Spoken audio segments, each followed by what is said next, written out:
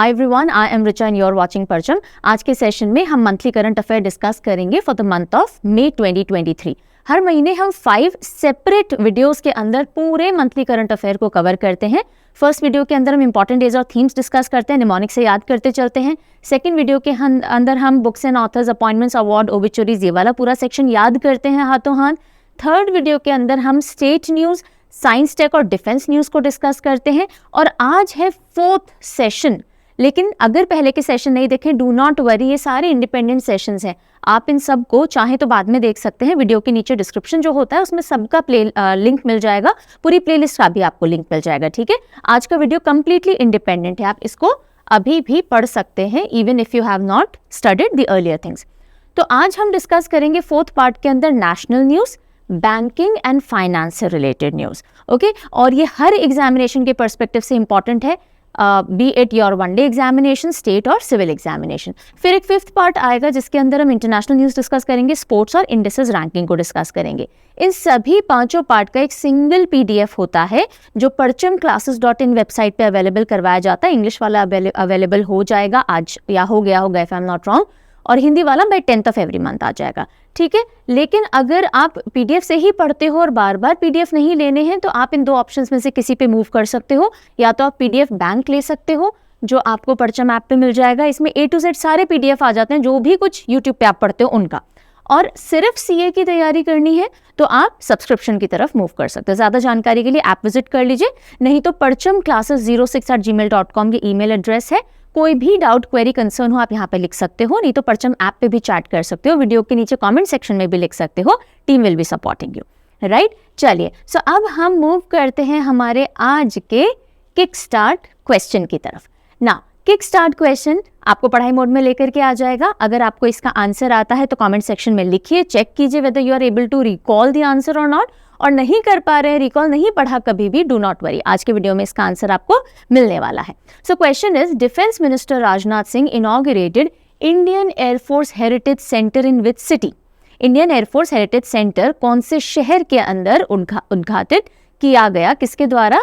मुख्य रक्षा मंत्री राजनाथ सिंह जी के द्वारा। ठीक है, सो अगर आता है आंसर लिखिए, नहीं आता तो I am there to support you. चलिए, सो अब हम मूव करते हैं हमारे फर्स्ट कैटेगरी की तरफ, which is national news.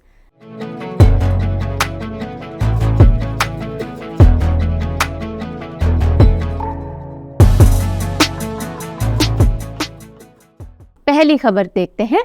India's domestic coal production rises by over 22% during last 5 years, यानी कि पिछले 5 वर्षों के दौरान भारत का घरेलू कोयला उत्पादन 22% से अधिक बढ़ा है। लास्ट 5 ईयर्स में, यहाँ पे ग्राफ देखिएगा, अगर 2018-19 से 22-23 की बात करें, लास्ट 5 ईयर्स में 22.6% से हमारा जो कोल प्रोडक्शन है उसके अंदर डोमेस्टिक कोल प्रोडक्शन में इंक्रीमेंट आया है। अब एक तो ये सीधा सीधा आपको फिगर पता होना चाहिए, प्लस थोड़ी डिटेल देख लीजिए, अगर कभी आंसर राइटिंग करेंगे तो आपको हेल्प मिलेगी। एक बड़ा जंप हुआ है, क्वांटम जंप यानी बड़ा जंप हुआ है। 839.08 मिलियन टन्स 22-23 के अंदर हमारा कोल प्रोडक्शन पहुंच गया। और कहाँ से पहुंचा है ये? 728.92 मिलियन टन से। तो ये वाले फिगर्स इतने इंपॉर्टेंट नहीं है, अगर आप ये भी ध्यान रखेंगे 22.6% वनडे एग्जामिनेशन के लिए काफ़ी रहने वाला है। लेकिन कई बार देखिए, अब आप ये मत सोचिएगा कि मैम ये इंपॉर्टेंट नहीं है तो मत पढ़ाइए। कई बार एग्जामिनर चाहे तो फिगर्स पूछ सकता है, इसलिए इट इज़ ऑलवेज बेटर कि 1-2 मिनट एक्स्ट्रा लगे, पर अगर थोड़ी सी इन्फॉर्मेशन और ले लें और उससे हमारे एग्जाम में क्वेश्चन निकालने के चांसेस बढ़ते हैं तो हमें ले लेनी चाहिए। चलिए, सो अब मिनिस्ट्री ऑफ कोल ने एक एक्शन प्लान भी बनाया है 23-24 के लिए कि कैसे और प्रोडक्शन को एनहांस किया जाएगा, एफिशिएंसी और इस पूरे सेक्टर में कैसे लाई जाएगी। और हमारा जो टारगेट है फाइनेंशियल ईयर 23-24 का, वो क्या है? 1012 मिलियन टन्स। ये टारगेट याद रखेंगे, 1012 मिलियन टन्स तक 23-24 के कोल प्रोडक्शन को पहुंचाना टारगेट है। ठीक है जी, यहाँ तक की बात क्लियर हो गई, आगे चलते हैं। सो India's first under sea tunnel. अब पहले हमने अंडर वाटर टनल की बात की थी पिछले महीने, इफ यू रिमेंबर, हुगली के नीचे से।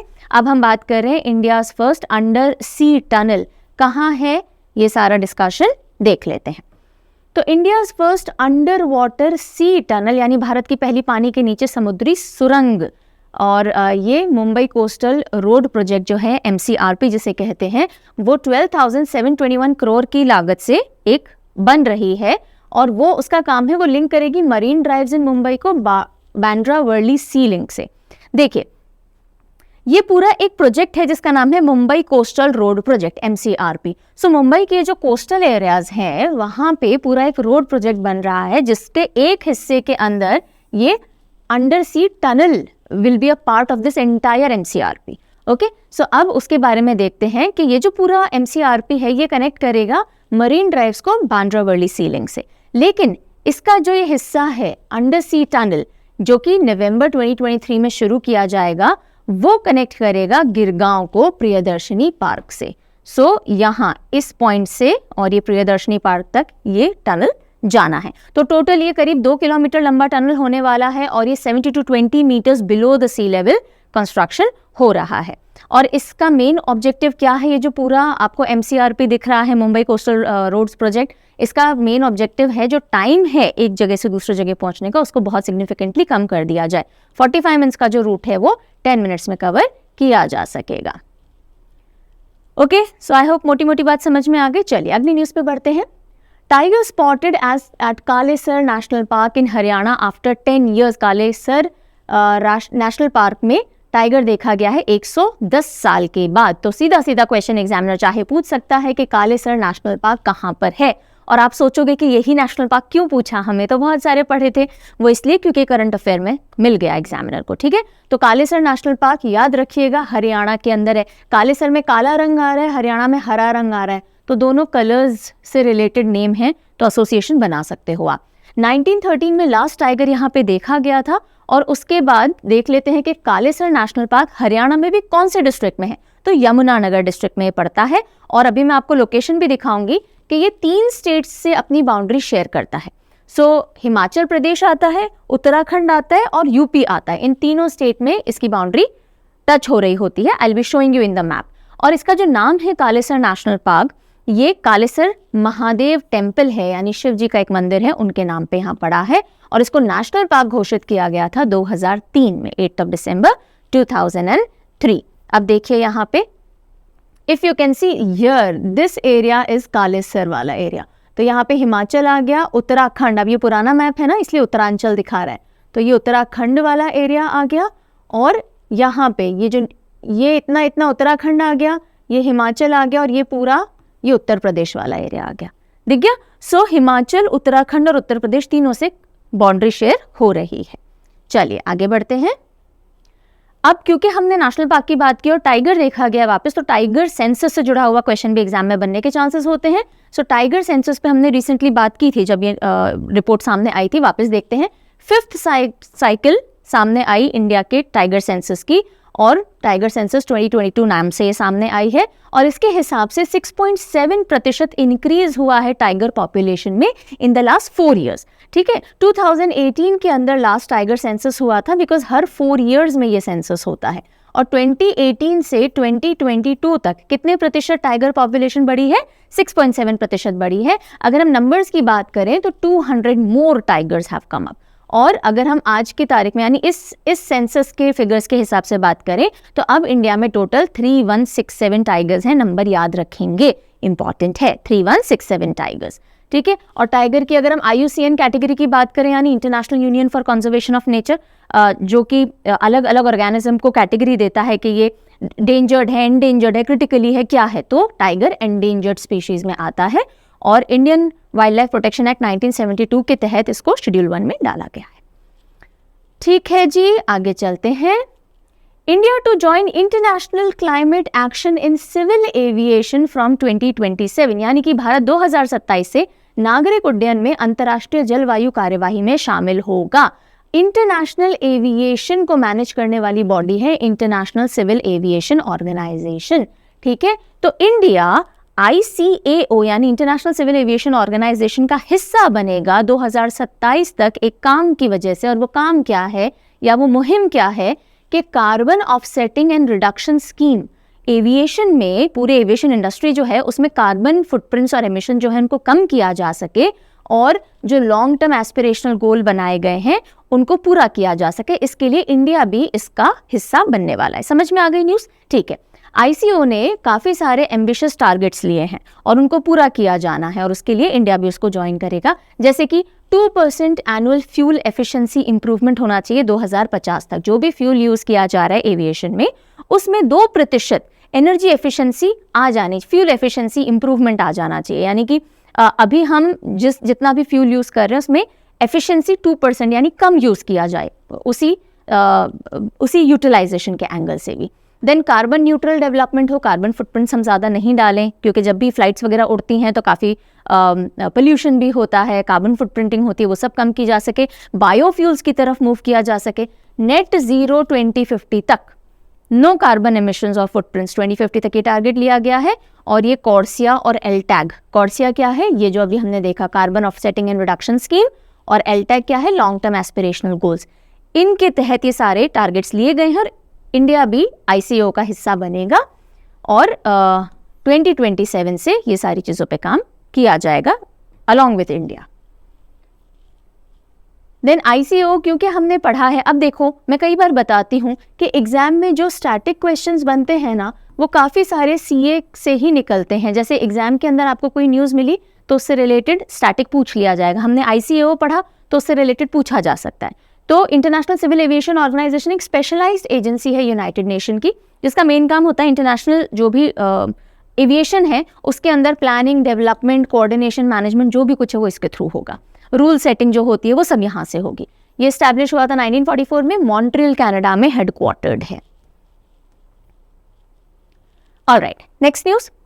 National SC/ST hub scheme crossed over 1 lakh beneficiary registration, यानी राष्ट्रीय SC/ST हब योजना ने 1 लाख से अधिक लाभार्थी पंजीकरण को पार कर लिया है। So national SC/ST hub scheme क्या है, क्यों शुरू हुई, कब शुरू हुई, ये हो जाता है इंपॉर्टेंट। न्यूज़ तो इतनी आई कि भाई 1 लाख रजिस्ट्रेशन पार हो गए, यानी अभी नई स्कीम तो नहीं है, पुरानी होगी, लेकिन फिर भी एग्जामिनर पूछेगा क्योंकि न्यूज़ में वापस आई है। सबसे पहले तो हम ये देखते हैं कि भाई जो हमारे प्रधानमंत्री, उन्होंने प्रेज किया कि very good, national SC/ST hub scheme जो है उसने 1 लाख रजिस्ट्रेशन पूरे किए हैं।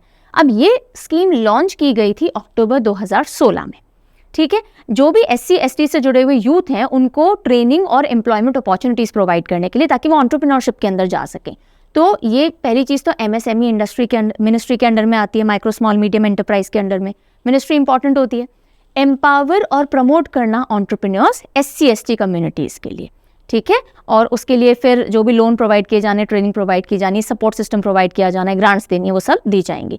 National small industries corporation NSIC जो है, जो कि मिनिस्ट्री ऑफ MSME के अंडर में आती है, वो इसको इम्प्लीमेंट करवाती है। आगे बढ़ते हैं। ये पोस्टर है जिसमें आपको और दिख जाएगी, यहाँ पे देखो एलिजिबिलिटी क्राइटेरिया क्या है। मेन तो ये है कि पर्सन SC/ST कैटेगरी को बिलोंग करता हुआ होना चाहिए। Then existing SC/ST owned enterprises, जिनका कि वैलिड उद्योग जो आधार होता है वो होना चाहिए। देन इसमें काफ़ी सारे बेनिफिट्स होते हैं, जैसे स्किल ट्रेनिंग होगी, जो आपकी मेंबरशिप फ़ी वगैरह होती है एक्सपोर्ट प्रमोशन काउंसिल की, वो रिम्बर्स कर दी जाती है, सब्सिडी प्रोवाइड की जाती है। काफ़ी सारी फ़ी हैं जो रिटर्न हो जाएंगी, काफ़ी सारी जगह सब्सिडी मिल जाएगी, ये सारा सपोर्ट होता है। चलिए, NTPC NPCIL इंक पैक्ट का यानी MOU में या अग्रीमेंट में उन्होंने साइन किए हैं for joint development of nuclear power plant. तो मेन न्यूज़ क्या है कि डेवलपमेंट किया जाएगा न्यूक्लियर पावर प्लांट का। इसके लिए 2 ऑर्गेनाइजेशन ने हाथ मिला है। कौन सी है 2 ऑर्गेनाइजेशन? एक है NTPC और दूसरी है NPCIL। NPCIL क्या है? National power corporation of India. ये दोनों मिलकर क्या बनाएंगे? न्यूक्लियर पावर प्लांट्स बनाएंगे इंडिया के अंदर। और इनिशियली 2 प्लांट्स हैं जिनके ऊपर ये काम करेंगी। पहला है चुगटा Madhya Pradesh atomic power project और दूसरा है Mahi Banswara Rajasthan atomic power project. तो एक मध्य प्रदेश के अंदर और दूसरा राजस्थान के अंदर, यहाँ से शुरुआत होगी इनके प्रोजेक्ट्स की। ओके, और अभी की अगर हम बात करें तो NTPC जो है उसकी total install power generation capacity है 71.644 गीगावाट की, क्योंकि सबसे बड़ी organisation in terms of power generation वो आती है NTPC, और उसमें 3.01 गीगावाट रीन्यूएबल एनर्जी है आउट ऑफ दिस 71 गीगावाट। ठीक है, तो रीन्यूएबल की तरफ भी कदम काफ़ी तेज़ी से बढ़ रहे हैं। और दैट इज़ इट। आगे चलते हैं। India to launch its own heat index next year. So India अपना खुद का हीट इंडेक्स कौन से ईयर तक लॉन्च करेगा? 2024 तक लॉन्च करेगा। हीट इंडेक्स क्या बताएगा कि कितनी गर्मी है, हीट वेव्स जो आती हैं, लू वगैरह जो आती हैं, वो उनके आने के कितने चांसेस है और उनका इम्पैक्ट कितना होने वाला है, टेम्परेचर कितने बढ़ने वाले हैं, ठीक है, ये सारा इस इंडेक्स से पता लगेगा। तो अपना खुद का हीट इंडेक्स 2024 तक इशू या रिलीज करेगा India to quantify the impact of heat on population. Number 1, कितना इम्पैक्ट होगा हीट का, गर्मी का पॉपुलेशन पे, और impact based heat wave alerts जारी किए जा सकें स्पेसिफिक लोकेशंस में, ठीक है। तो कहीं पे अगर हीट वेव बहुत आनी, यानी लू वगैरह बहुत आनी है, तो वहाँ पे पहले से अलर्ट्स आ जाएं। जैसे मौसम खराब होता है तो डिपार्टमेंट की चेतावनियां मैसेज में आ जाती है ना कि इतनी तेज गति से हवाएं चलेंगी, तूफान आएगा, चेतावनी बरती, एटसेट्रा, इसी तरह से अलर्ट्स जारी किए जाएंगे। IMD ने has started issuing an experimental heat index in different parts of the country. Now what is this IMD? IMD is Indian Meteorological Department, जो मौसम विभाग होता है ना, उसने कुछ कुछ एरियाज में हीट से रिलेटेड एक्सपेरिमेंट के तौर पे वार्निंग्स वगैरह या जो भी मैसेजेस होते हैं वो स्टार्ट किए हैं देना। देन इसमें काफ़ी सारे पैरामीटर्स से रिलेटेड आपको दिखेगी information, wind, temperature, humidity, duration of exposure etcetera. अच्छा, हीट वेव का इम्पैक्ट क्या होता है, बुखार आना, पैरों में दर्द etcetera. So this is not that important, है ना। और जो IMD है, इंडियन मेट्रोलॉजिकल डिपार्टमेंट, वो 15 जनवरी 1875 में एग्जिस्टेंस में आया था।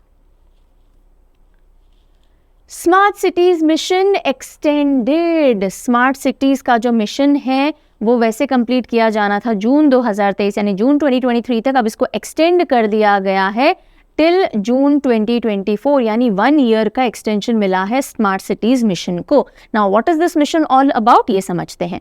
तो union housing and urban affair ministry ने स्मार्ट सिटीज़ मिशन लॉन्च किया था 2015 में, जिसके तहत 100 सिटीज़ को आइडेंटिफाई किया गया था जिनको डेवलप किया जाएगा स्मार्ट सिटीज़। काफ़ी सारे इंफ्रास्ट्रक्चर डेवलपमेंट होंगे और वो सारे प्रोजेक्ट अंडर पाइपलाइन तो नहीं बोलेंगे, अंडर कंस्ट्रक्शन या अंडर डेवलपमेंट है, ठीक है। और उनमें से 50 ऐसे सिटीज़ हैं जिनमें 75% तक प्रोजेक्ट खत्म हो गए हैं, लेकिन फिर भी अभी काफ़ी सारा काम होना बचता है, इसलिए इसको 1 साल के लिए आगे बढ़ा दिया गया है। ओके, सो 100 सिटीज़ का डेवलपमेंट होना था, 2015 में लॉन्च किया गया था, जून 23 में खत्म होना था, लेकिन 1 साल का एक्सटेंशन मिल गया है। कितना आउटले दिया गया था, टोटल बजट था 71,000 करोड़ का, जिसमें से 38,000 करोड़ सेंटर की तरफ से और बाकी सारे स्टेट और यूटीज़ की तरफ से एलोकेटेड थे। Got it. कई बार जल्दी के चक्कर में काफ़ी सारी जगहों पे काम अच्छे से हो भी नहीं रहा है, but then this is how things go, you know. चलिए, so India to build harbour for Maldivian coast guard. Maldives के तट रक्षकों के लिए बंदरगाह बनाएगा Bharat. India to build harbour for Maldivian coast guard. Coast guard कौन होते हैं, जो तट के रक्षक होते हैं, तो उनके लिए हार्बर बनाने के लिए जो हेल्प है वो एक्सटेंड की है इंडिया ने मालदीव्स को।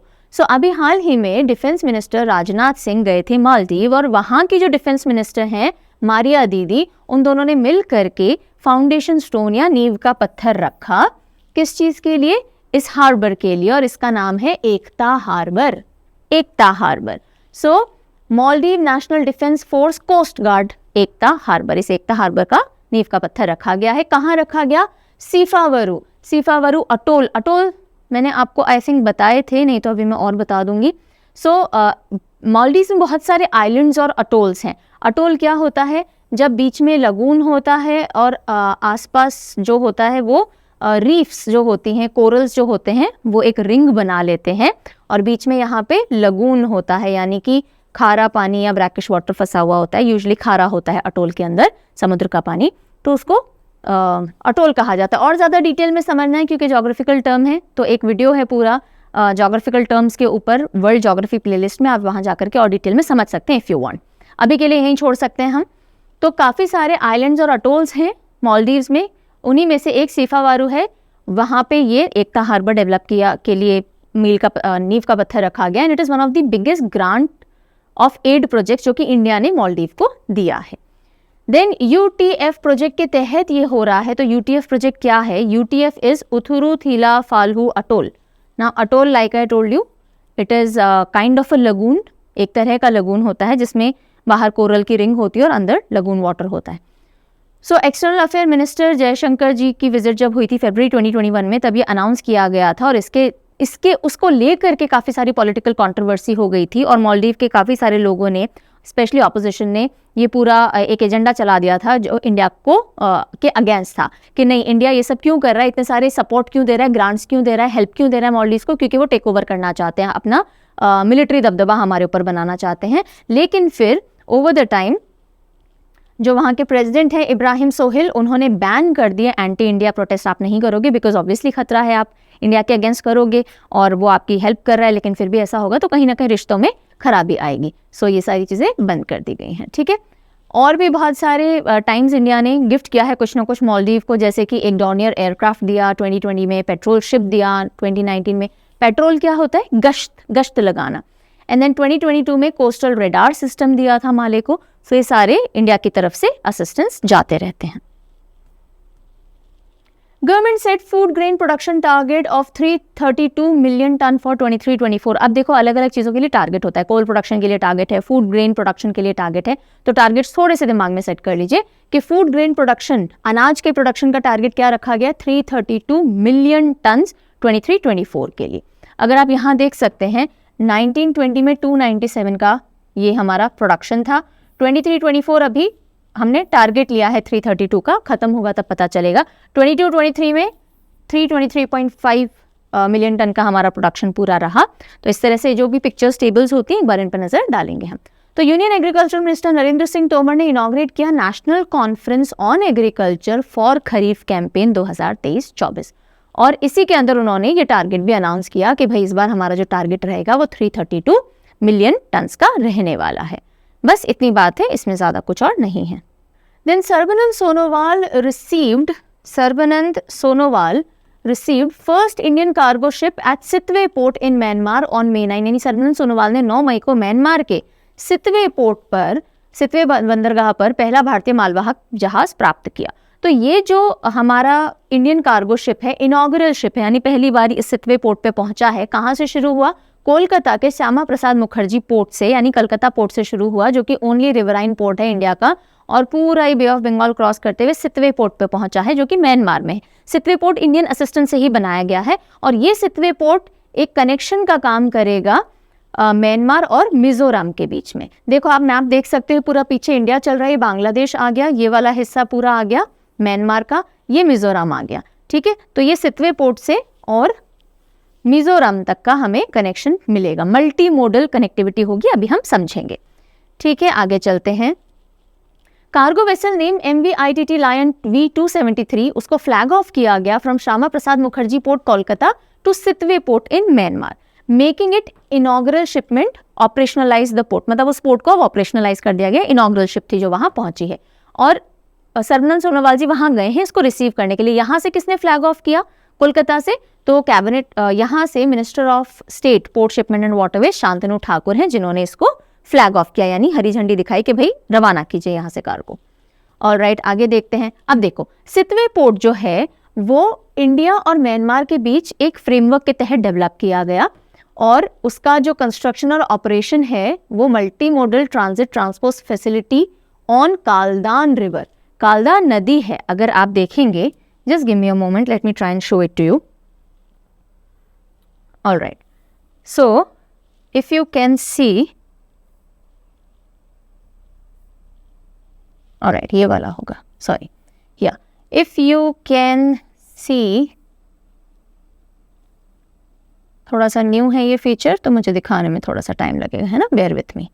या नाउ सी, ये यहाँ पे सितवे पोर्ट है जो ये आपको लोकेशन दिख रही है। यहाँ से आपको ब्लू कलर का ये दिख रहा होगा, this is entire Kaladan river, this is Kaladan river, और ये जाकर के कनेक्ट हो रही है पलेतवा पे। ये अगेन अभी म्यांमार ही चल रहा है। देन आप अगर देखोगे, so now alright, again I am having trouble using it, या अब अगर आप इसको ऊपर देखेंगे, ये कनेक्टिविटी पूरी ऊपर जाएगी और ये ऊपर जाने के बाद ये आ गया हमारा मिजोरम वाला एरिया। सो ये म्यांमार को मिजोरम से कनेक्ट करेगा आगे जाकर के। सितवे पोर्ट म्यांमार और मिजोरम के बीच में कनेक्टिविटी बनाने का काम करने वाला है। ओके, चलिए हम वापस आ जाते हैं।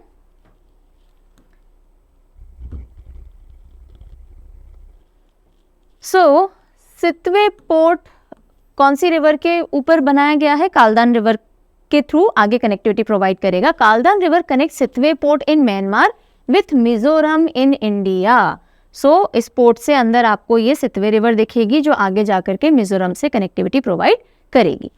Then what else, Sittwe port Indian assistance से बनाया गया, जो मैंने आपको बताया Kaladan multi modal transit transport project के तहत इसका निर्माण करवाया गया। मल्टी मोडल क्या होता है, जिसमें बहुत सारे तरह से कनेक्टिविटी होती है, रोड्स के थ्रू हो गई, रेलवेज के थ्रू हो गई, पोर्ट्स के थ्रू हो गई, एटसेट्रा, उसको मल्टी मोडल कनेक्टिविटी कहा जाता है। ये लिंक करेगा पलेटवा इन म्यांमार जो कि कनेक्ट है जोइनपुई से, जो कि आगे जाकर के रोड सेक्शन से मिजोरम तक पहुंचेगा। ठीक है, तो ये रिवर सेक्शन हो गया। उसके बाद में अगर आप देखोगे ये रोड सेक्शन हो गया जो आगे मिजोरम तक पहुंच रहा है। चलिए मूविंग फर्दर, कोलकाता पोर्ट, जिससे अब ये सारा स्टैटिक इन्फो है। Okay, this is all static info, क्योंकि हमने कोलकाता पोर्ट की बात की, हमने श्यामा प्रसाद मुखर्जी की बात की, तो यहाँ पे आप यही देखोगे Kolkata port officially known as Shyama Prasad Mukherjee port trust, only riverine major port है इंडिया का जो कि कोलकाता वेस्ट बंगाल में लाई करता है, और ओल्डेस्ट ऑपरेटिंग पोर्ट है इंडिया का जो कि 1870 से ईस्ट इंडिया कंपनी के टाइम से ऑपरेशनल है।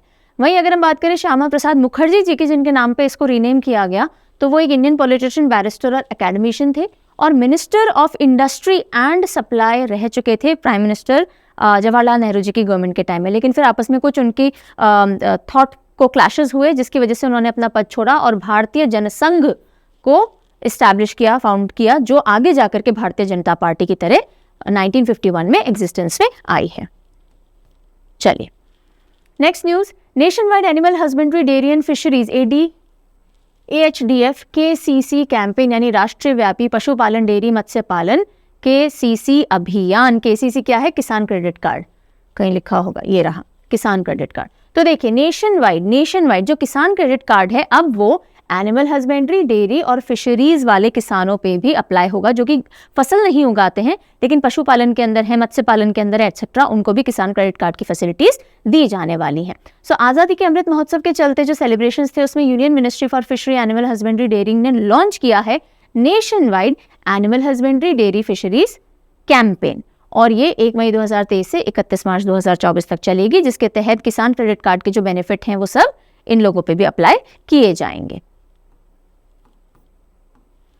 किसान क्रेडिट कार्ड है क्या, ये शुरू हुआ था 1998 के अंदर। सो फार्मिंग से रिलेटेड जो भी आपको क्रेडिट चाहिए होते हैं, कि आपको बीज खरीदने, आपको फसल लगानी, एटसेट्रा एटसेट्रा, वो इसके थ्रू प्रोवाइड किए जाते हैं। तो क्रेडिट सपोर्ट फार्मर्स को देने के लिए किसान क्रेडिट कार्ड स्कीम लॉन्च की गई थी।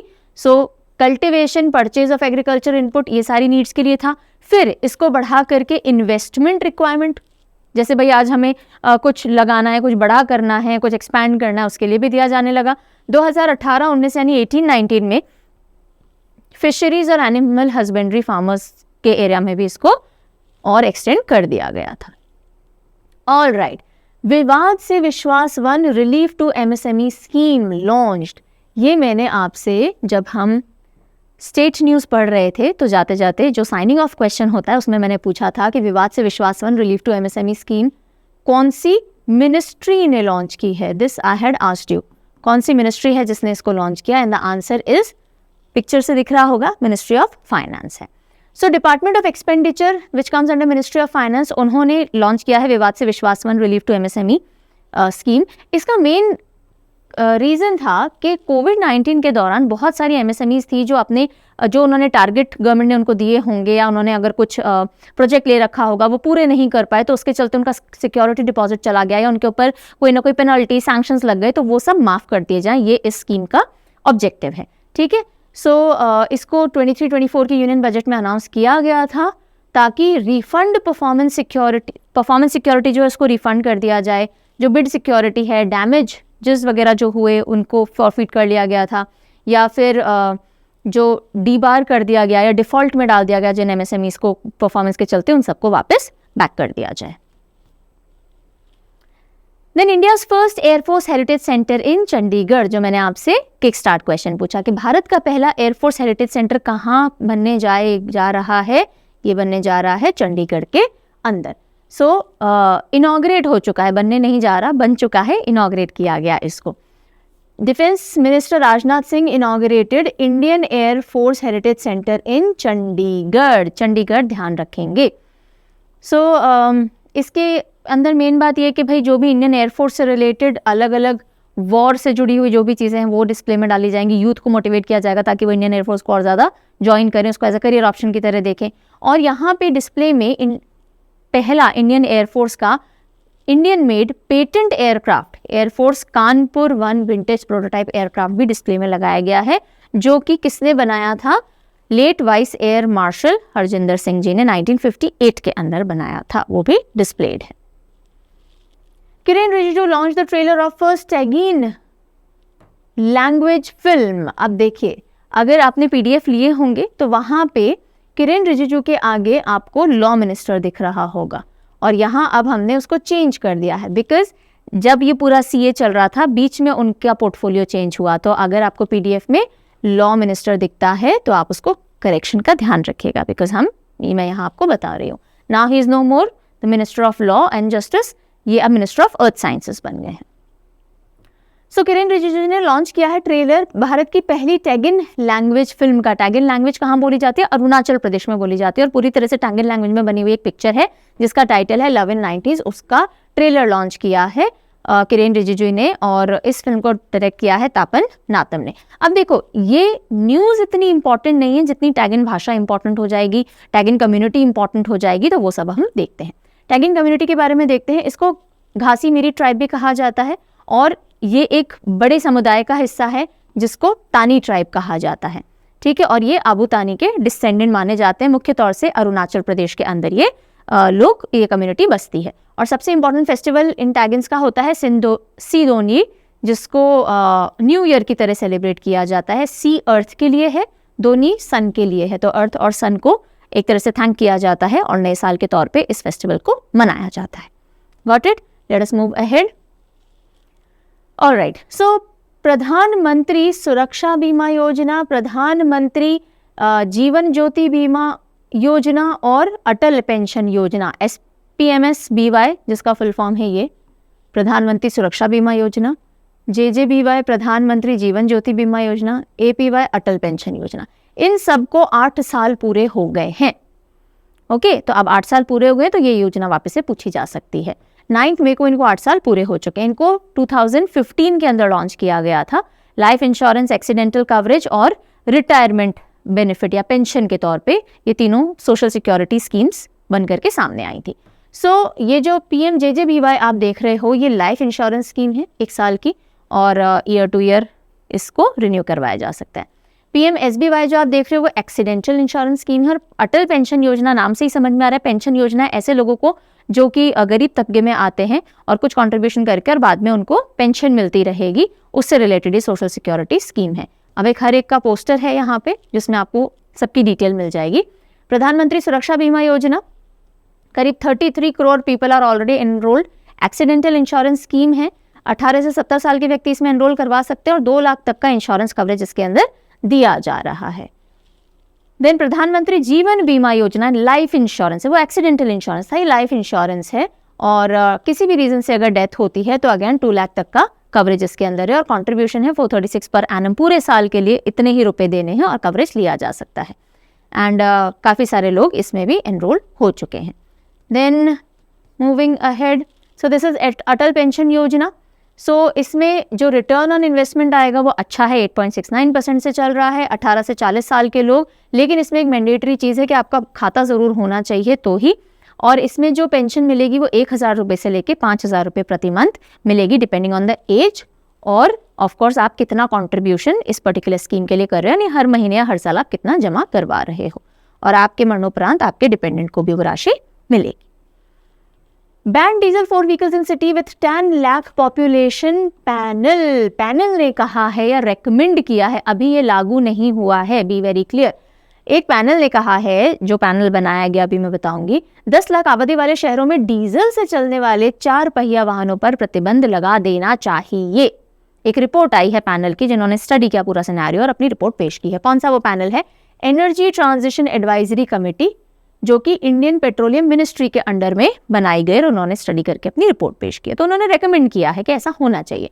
उन्होंने कहा कि डीजल पावर्ड 4 व्हीलर्स जो हैं, 4 पहिए वाली जो गाड़ियां होती हैं जो डीजल से चलती हैं, और ऐसे शहरों में हैं जहाँ पे 10 लाख से ज़्यादा आबादी है, तो 2027 तक 2027 तक ऐसे डीजल व्हीकल्स को बैन कर देना चाहिए। और धीरे धीरे यानी 2035 तक टू व्हीलर्स जो हैं, जो किसी भी तरह से इंटरनल कंबस्शन इंजन वाले हैं, पेट्रोल वगैरह से चलते हैं, उनको भी बंद कर देना चाहिए। देन कोई डीजल सिटी बसेस नहीं चलनी चाहिए अर्बन एरियाज़ में अगले 10 साल तक कम से कम। और ये जो कमेटी बनाई थी एनर्जी ट्रांजिशन एडवाइजरी कमेटी, उसको हेड किसने किया? तरुण कपूर ने हेड किया, और इनकी रिकमेंडेशन कमेटी की आई थी।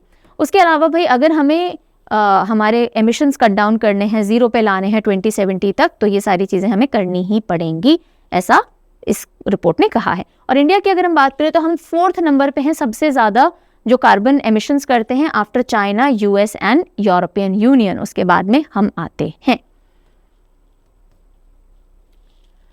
इसी रिपोर्ट के बेसिस पे ही ये वाले पॉइंट्स भी आप देख रहे हो, ये अगली न्यूज़ नहीं है, उसी से जुड़ी हुई है। 2035 तक जो पावर ग्रिड है इंडिया के एनर्जी सेक्टर में मस्ट राइज टू 40%, अभी 18% है, ठीक है। तो जो भी रिन्यूएबल सोर्सेज है ना, वो 40% पे पावर ग्रिड के थ्रू आ जाने चाहिए। नेचुरल गैस स्टोरेज हमारा होना चाहिए। 2024 तक न्यू जो रजिस्ट्रेशन हो रहे हैं वो सारे इलेक्ट्रिक व्हीकल्स के ही होने चाहिए।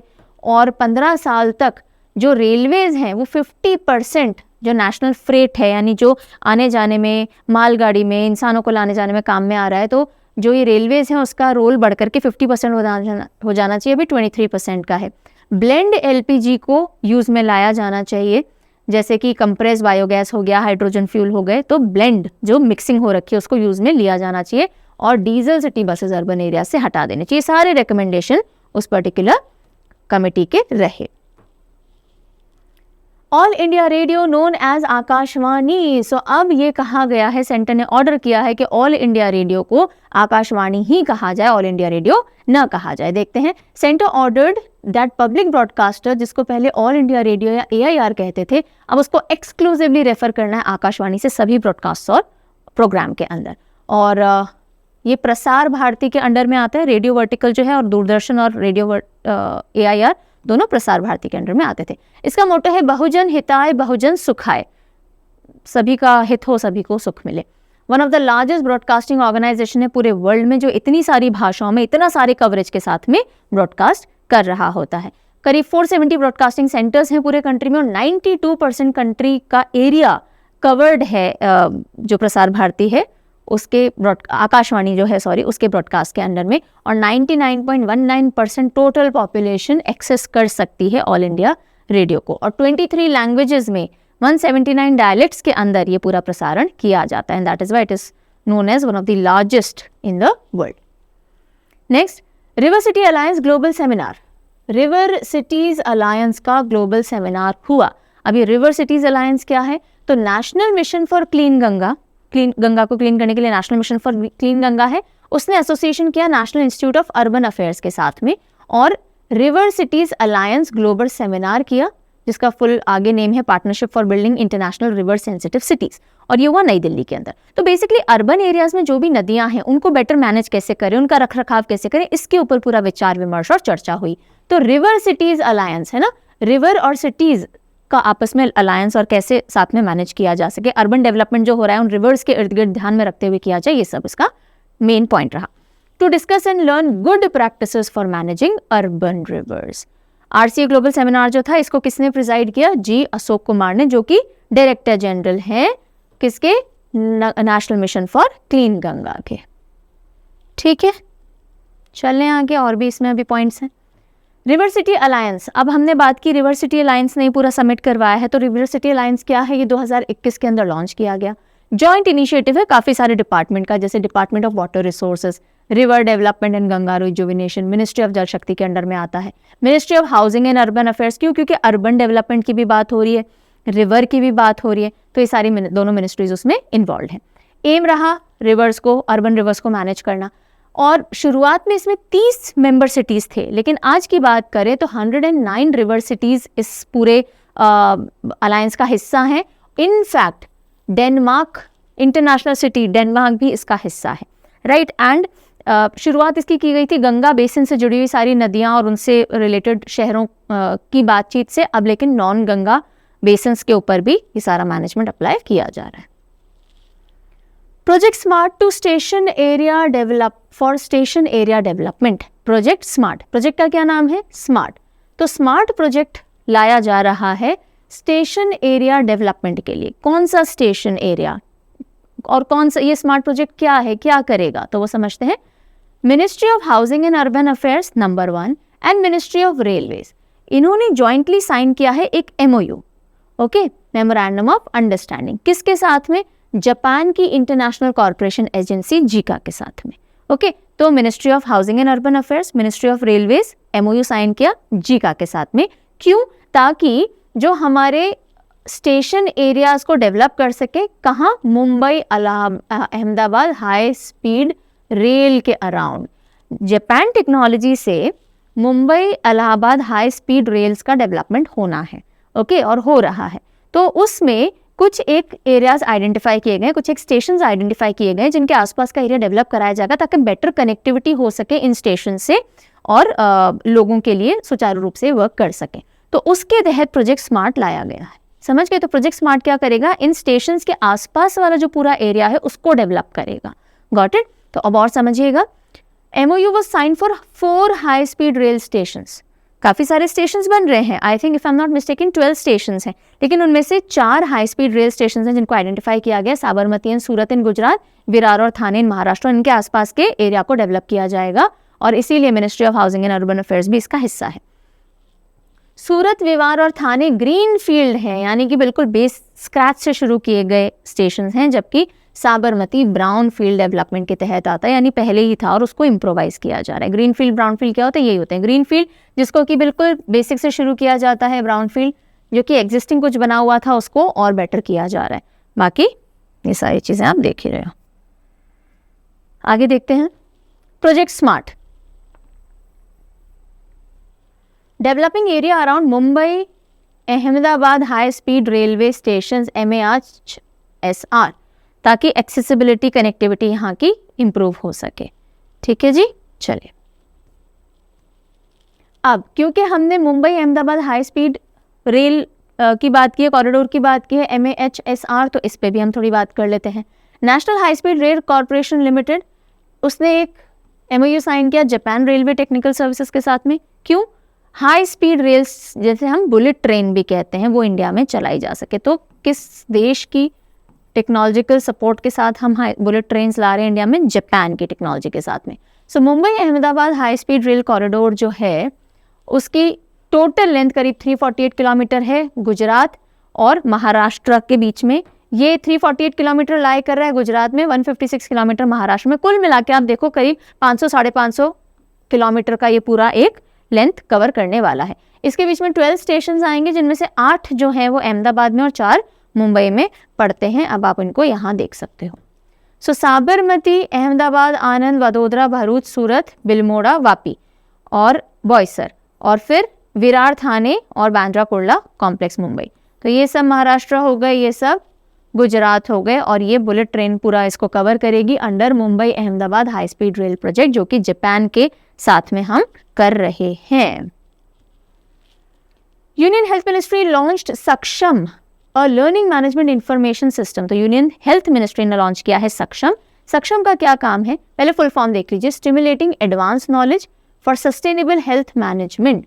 और इसका मेन एम रहेगा कि जितने भी हेल्थ प्रोफेशनल्स हैं ना कंट्री में, उनको ऑनलाइन ट्रेनिंग और मेडिकल एजुकेशन प्रोवाइड की जाएगी इस प्लेटफॉर्म के थ्रू, सक्षम के थ्रू। बस इतनी सी न्यूज़ ध्यान रखनी है और कुछ भी नहीं है। लर्निंग मैनेजमेंट इंफॉर्मेशन सिस्टम है। अगर आपको ट्रेनिंग लेनी है, कुछ सीखना है, अगर आप मेडिकल प्रोफेशनल में हो, हेल्थ केयर सिस्टम के अंदर हो, तो आपको ये पोर्टल हेल्प करने वाला है। ठीक है, चलिए। Shanti Niketan in tentative list of UNESCO world heritage site, यानी शांति निकेतन यूनेस्को की विश्व धरोहर सूची में अस्थायी सूची में है। टेंटेटिव लिस्ट क्या होती है? देखिए, किसी भी देश से जो भी आपको हेरिटेज शामिल करवानी है, कभी यूनेस्को के अंदर प्रपोज करनी है, तो उससे पहले आपको टेंटेटिव लिस्ट में डालना पड़ता है। तो एक टेंटेटिव लिस्ट होती है, आप उसमें काफ़ी सारे अपने साइड से जो भी हेरिटेजेस हैं उनको शुमार कर देते हो। फिर इसी टेंटेटिव लिस्ट में से आप प्रपोज कर सकते हो कि ठीक है, ये हम प्रपोज कर रहे हैं कि इसको यूनेस्को वर्ल्ड हेरिटेज साइट का हिस्सा बनाया जाए। अगर वो प्रपोजल आगे फिर फर्दर जो कमेटी है वो एक्सेप्ट करती है, तो काफ़ी सारे देशों के प्रपोजल होते हैं, फिर वो उनमें से फाइनल प्रपोजल देती है और तब जाके यूनेस्को वर्ल्ड हेरिटेज साइट घोषित किया जाता है। तो जब तक ये टेंटेटिव लिस्ट नहीं होगी ये सारा काम चालू ही नहीं होगा। तो अब टेंटेटिव लिस्ट में किसको जगह मिली है? शांति निकेतन को जगह मिली है। और ये क्यों फेमस है? क्योंकि यहीं पे रविंद्रनाथ टैगोर जी हैं, उन्होंने काफ़ी सारा अपना समय बिताया और ये वेस्ट बंगाल के बीरभूम डिस्ट्रिक्ट में पड़ता है। Okay fine. हरित सागर लॉन्च हुआ, हरित सागर ग्रीन पोर्ट गाइडलाइन 2023। सो ये हरित सागर क्या है? हरित सागर है ग्रीन पोर्ट्स के लिए, यानी कि पोर्ट्स जो भी हैं वो भी कार्बन फुटप्रिंट्स ना करें, एनर्जी वेस्टेज ना करें, वहाँ पे भी हम ग्रीन फ्यूल, एफिशिएंसी, ये सारी चीज़ें ला सकें। इस पूरी जो चीज़ है उसको कहा गया हरित सागर ग्रीन पोर्ट गाइडलाइंस और इसको लॉन्च किया गया। इसी के साथ साथ हम अभी पढ़ेंगे सागर श्रेष्ठ सम्मान भी दिए गए, जितने भी पोर्ट्स हैं उनको अलग अलग कैटेगरी के अंदर कॉम्पीट करवा करके और अवार्ड दिए गए। So let us go through it. Harit Sagar green port guidelines 2023 launch की गई है। किसने लॉन्च की? Minister of ports, shipping and waterways Sarbananda Sonowal ji ने की है। इको फ्रेंडली प्रैक्टिसेस सभी पोर्ट्स में लाई जा सके इसके लिए। तो जो कार्बन एमिशन है उनको कम किया जाएगा एक डिफाइंड टाइमलाइन के अंदर और सस्टेनेबल डेवलपमेंट गोल्स जो है उनको अचीव करने की कोशिश की जाएगी। जीरो वेस्ट डिस्चार्ज होना चाहिए पोर्ट्स के थ्रू और सागर श्रेष्ठ सम्मान भी दिया गया, एक्सेप्शनल परफॉर्मेंस जिन भी पोर्ट्स की रही है। तो अब देखते हैं इन सम्मान में किस किस को मिला है। Best port of the year, काफी सारे पैरामीटर्स पे सबसे अच्छा करके best port of the year मिला है पारादीप पोर्ट को। पारादीप पोर्ट कहाँ पर है? कहाँ पर है? ओडिशा के अंदर है। ठीक है, सो पारादीप पोर्ट को मिला है best port of the year. क्यों मिला है? Cargo handling, average turn around time, ship berth day, बहुत सारे कैरेक्टरिस्टिक में टॉप किया है इसने। Then best incremental performance, again Paradip port को गया, यानी कि पिछले बार से अब में कितना इंप्रूवमेंट ये लेकर के आए हैं। तो 16.56% की कार्गो ग्रोथ रेट इसने दिखाई है। बेस्ट एब्सोल्यूट परफॉर्मेंस, यानी कंपेयर मत करो पिछले साल से, सिर्फ इसी बार की बात करो, तो बेस्ट एब्सोल्यूट परफॉर्मेंस में दीनदयाल पोर्ट कांडला का जो है वो टॉप पे रहा। अगर हम बात करें बेस्ट टर्न अराउंड टाइम, यानी जो शिप है वो पोर्ट पे आती है, जो भी सामान छोड़ना है और वापस चली जाती है, तो पोर्ट पे कितनी देर रुकना पड़ता है उसको, कम से कम टाइम अगर होगा तो उसके चलते जवाहरलाल नेहरू पोर्ट ने ये अवार्ड हासिल किया है। So turn around time, total time vessel spends from its arrival to departure. Okay, next हम आते हैं पोषण भी पढ़ाई भी। पोषण भी पढ़ाई भी, तो ये डील करता है ministry of women and child development से, नंबर 1। और पोषण भी पढ़ाई भी का मेन एम है कि अर्ली चाइल्डहुड केयर और एजुकेशन को स्ट्रेंथन करना। CECCE, early childhood care and education. Anganwadi जो है, आंगनवाड़ी का कॉन्सेप्ट है कि भाई बच्चे आते हैं, छोटे छोटे प्री प्राइमरी वाले बच्चे आते हैं, उनको न्यूट्रिशन वगैरह भी दिया जाता है। न्यूट्रिशन के साथ साथ वो उनका एक फाउंडेशन भी रखे, ताकि जब वो फर्स्ट क्लास में जाएं तब तक काफ़ी सारी चीज़ें उनको आनी चाहिए। ऐसा नहीं कि बच्चा कुछ नहीं पढ़ रहा है। तो पोषण को और पढ़ाई को एक साथ लाने के लिए पोषण भी पढ़ाई भी कैंपेन सामने लाया गया है। मेन एम क्या है इसका? अच्छा, उसके ऊपर देख लो, ECCE जो है वो मिशन सक्षम आंगनवाड़ी एंड पोषण 2.0, इनको साथ में लाया गया है नेशनल एजुकेशन पॉलिसी के तहत। तो मिशन सक्षम के बच्चा सीखे और पोषण भी के उनको न्यूट्रिशन भी मिले। तो इसका मेन एजेंडा है ट्रांसफॉर्म करना आंगनवाड़ी सेंटर्स को, ताकि वो एजुकेशन भी इम्पार्ट करें और न्यूट्रिशन भी प्रोवाइड करें। और प्री स्कूल लर्निंग और होलिस्टिक डेवलपमेंट सेंटर्स के तौर पे इनको डेवलप किया जाना चाहिए। अब इसके लिए बहुत ज़रूरी है कि आंगनवाड़ी जो चला रहे हैं उनकी ट्रेनिंग होनी चाहिए बिल्कुल। तो national institute of public cooperation and child development जो है वो प्रोवाइड करेगा आंगनवाड़ी वर्कर्स को ट्रेनिंग। ओके, अब आप सोच रहे हो कि मैम ये सबके नाम याद रख पाएंगे क्या? NIP CCD का फुल फॉर्म क्या है, इसका फुल फॉर्म क्या? नहीं, सबके मत याद रखो, पॉसिबल भी नहीं है अनलेस आप बहुत सालों से पढ़े जा रहे हो, जो कि again which is not feasible. तो हर एक के नाम याद रखने की जरूरत नहीं है, एक बार गो थ्रू कर लिया करो। अगर थोड़ा बहुत दिमाग में टिक सके तो वेल एंड गुड, नहीं तो न्यूज़ से कॉन्टेक्स्ट जोड़ लिया करो कि भाई आंगनवाड़ी को अगर ट्रेनिंग देना है, नोडल ट्रेनिंग इंस्टीट्यूट किसी को बनाना है, तो पब्लिक कोऑपरेशन, चाइल्ड डेवलपमेंट, हाँ ठीक है, चाइल्ड डेवलपमेंट से रिलेटेड होगा, तभी तो आंगनवाड़ी को हम इस चीज़ पर ट्रेन करेंगे। थोड़ा सा दिमाग में बिठाते चलिए, याद कर सकते हैं वेल एंड गुड, नहीं कर सकते तो कीवर्ड पकड़ लो थोड़ा। देन उसके अलावा ECC प्रोग्राम जो है उसमें एजुकेशन को प्रायोरिटाइज किया जाएगा मदर टंग के अंदर, अंग्रेजी या हिंदी के ऊपर नहीं, मदर टंग के अंदर, ताकि बच्चा जो है, जो अगेन न्यू एजुकेशन पॉलिसी के अंदर ये एक पॉइंट था कि मदर टंग को एम्फेसाइज करना है। देन इसके लिए 600 करोड़ आंगनवाड़ी वर्कर्स की ट्रेनिंग के लिए एलोकेट किया गया है। अच्छा, अब ये हमने कुछ न्यूज़ तो अभी डिटेल में पढ़ी, ये बीच में एक शॉर्ट न्यूज़ आ गई है, अभी बहुत सारी न्यूज़ बची है, पर ये स्लाइड देख लेते हैं। पीएम मोदी ने इनॉग्रेट किया नमो medical education and research institute Silvassa के अंदर। तो नमो medical education and research institute कहाँ इनॉग्रेट हुआ है? सिलवासा, दादरा नगर हवेली, दमन एंड दीव के अंदर, और इसका फाउंडेशन स्टोन 19 में रखा गया था, अब इनॉग्रेट हो गया है। Then 23rd edition India host करेगा 23rd एडिशन SCO का जुलाई के अंदर। इस समिट का SCO समिट जो होगा उसका 23rd एडिशन इंडिया में न्यू दिल्ली के अंदर होगा जुलाई में। Then first edition food conclave 2023 का होस्ट किया तेलंगाना ने। तो फर्स्ट फूड कॉन्क्लेव कहाँ हुआ? तेलंगाना में। फूड में तेल डलता ही है तो एसोसिएशन हो जाएगा। देन UGC ने लॉन्च किया CU Chayan portal faculty recruitment के लिए। CU Chayan portal faculty recruitment university grants commission ने लॉन्च किया है। और first mining startup summit Mumbai के अंदर, mining Mumbai MM, first mining startup summit Mumbai के अंदर हुआ to encourage participation of startups in mines या मिनरल्स के सेक्टर में और बढ़ावा मिले।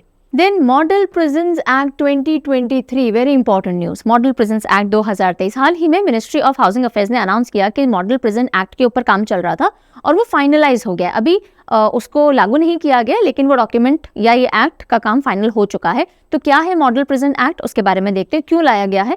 मिनिस्ट्री ऑफ होम अफेयर्स या यूनियन होम मिनिस्ट्री ने अनाउंस किया कि comprehensive model prison act has been finalised. क्यों? To review and revise colonial era का, यानी जब ब्रिटिशर्स का राज चलता था तब का प्रिजन एक्ट हमारे पास अभी भी लागू हो रहा था 1894 का, तो उसको रिवाइज करने की ज़रूरत है।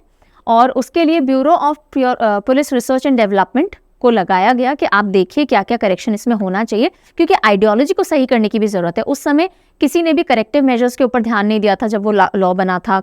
पनिशमेंट पे ज़्यादा फोकस था, करेक्शन पे कम फोकस था। वोकेशनल ट्रेनिंग, लर्निंग, इन सब का कोई इसमें रोल नहीं डाला गया था। विमेन या ट्रांसजेंडर से रिलेटेड अलग से कोई क्लॉज नहीं थे। तो ये सारी चीज़ें लाने के लिए प्रोविजन रखा गया। As per the provision of constitution, prison and persons detained ये स्टेट लिस्ट में आते हैं। स्टेट लिस्ट, यूनियन लिस्ट और कॉन्करेंट लिस्ट होती है। यूनियन लिस्ट जो मेन सेंट्रल गवर्नमेंट के अंडर में आती है, स्टेट लिस्ट जो स्टेट गवर्नमेंट देखेगी, और कॉन्करेंट जिनमें दोनों का से रहता है। तो जो भी प्रिजन और प्रिजनर से रिलेटेड बातें होती हैं वो स्टेट लिस्ट का हिस्सा है, लेकिन फिर भी जो ये एक्ट बन रही है ये गाइडलाइन के तौर पे वर्क करेगी फॉर स्टेट गवर्नमेंट्स। सो ये एक गाइडिंग डॉक्यूमेंट की तरह काम करेगा जो कि वो अडॉप्ट कर सकते हैं। अब along with prison act 1894, prison act 1900, transfer of prisoners 1950, ये सभी रिव्यू किए जा रहे हैं और इन सभी के करेक्शन एक ही साथ मॉडल प्रिजन एक्ट 2023 के अंदर ऐड किए जा रहे हैं। ऑब्जेक्टिव है, सबसे पहली चीज तो 130 साल पुरानी जो एक्ट चल रही है उसको चेंज करना। दूसरी चीज, प्रिजन मैनेजमेंट अभी जिस तरह से हो रहा है उसके अंदर टेक्नोलॉजी भी डाली जाए ताकि सारी चीज़ें फास्ट हो सके। एक इंसान की बार बार पेशी हो ये ज़रूरी नहीं है, ऑनलाइन तरीके से भी उसका ट्रायल किया जा सकता है। पेरोल, फॉलो या जो रेमिशंस वगैरह हैं, अगर कोई प्रिजनर अच्छा कंडक्ट दिखाता है, रवैया दिखाता है, तो उसको कुछ एक चीज़ें दी जा सकती हैं, जैसे पेरोल पे रिहा किया जा सकता है एटसेट्रा, वो भी इसमें प्रोविजन डाला जाए। विमेन और ट्रांसजेंडर इनमेट्स को लेकर के अलग से कुछ रूल्स एंड रेगुलेशन गाइडलाइंस बनाई जाए। और सबसे इंपॉर्टेंट बात, एटीट्यूडनल चेंज करना बहुत ज़रूरी है प्रिजनर्स के टुवर्ड्स, ताकि उनको वोकेशनल ट्रेनिंग, स्किल डेवलपमेंट दिया जा सके, ताकि वो सोसाइटी का एक अहम हिस्सा वापस बन करके अपना जीवन आगे ढंग से गुजार सकें। राइट, तो ये सारे पॉस्टुलेट्स के साथ में ये पूरा एक्ट तैयार किया जा रहा है। Okay, 5th edition of global Ayurveda festival, global Ayurveda festival का 5वां संस्करण या एडिशन कहाँ होगा? तिरुवनंतपुरम, केरला के अंदर होगा, December 1 to 5। तो ग्लोबल आयुर्वेदा फेस्टिवल, आयुर्वेद की मेडिसिन अधिकतर कड़वी होती हैं, राइट, और करेला भी कड़वा होता है, तो आप चाहें तो ये एसोसिएशन बिठा सकते हैं कि केरला के तिरुवनंतपुरम में ये कंडक्ट किया जाएगा। और इसकी थीम क्या रहेगी? Emerging challenges in health care and a resurgent Ayurveda. काफ़ी सारे चैलेंजेस हैं हेल्थ केयर में और आयुर्वेद को वापस से आप यूज़ कीजिए और इनसे आप अच्छे से निपट सकते हैं। ठीक है, चलिए आगे। The National Medical Commission has passed a new resolution making mandatory for all dash to have a unique identification number to practice medicine in India। यानी कि राष्ट्रीय चिकित्सा आयोग ने भारत में चिकित्सा का अभ्यास करने के लिए सभी किन लोगों के लिए विशिष्ट पहचान संख्या होना अनिवार्य करते हुए एक नया प्रस्ताव पारित किया है कि अगर आप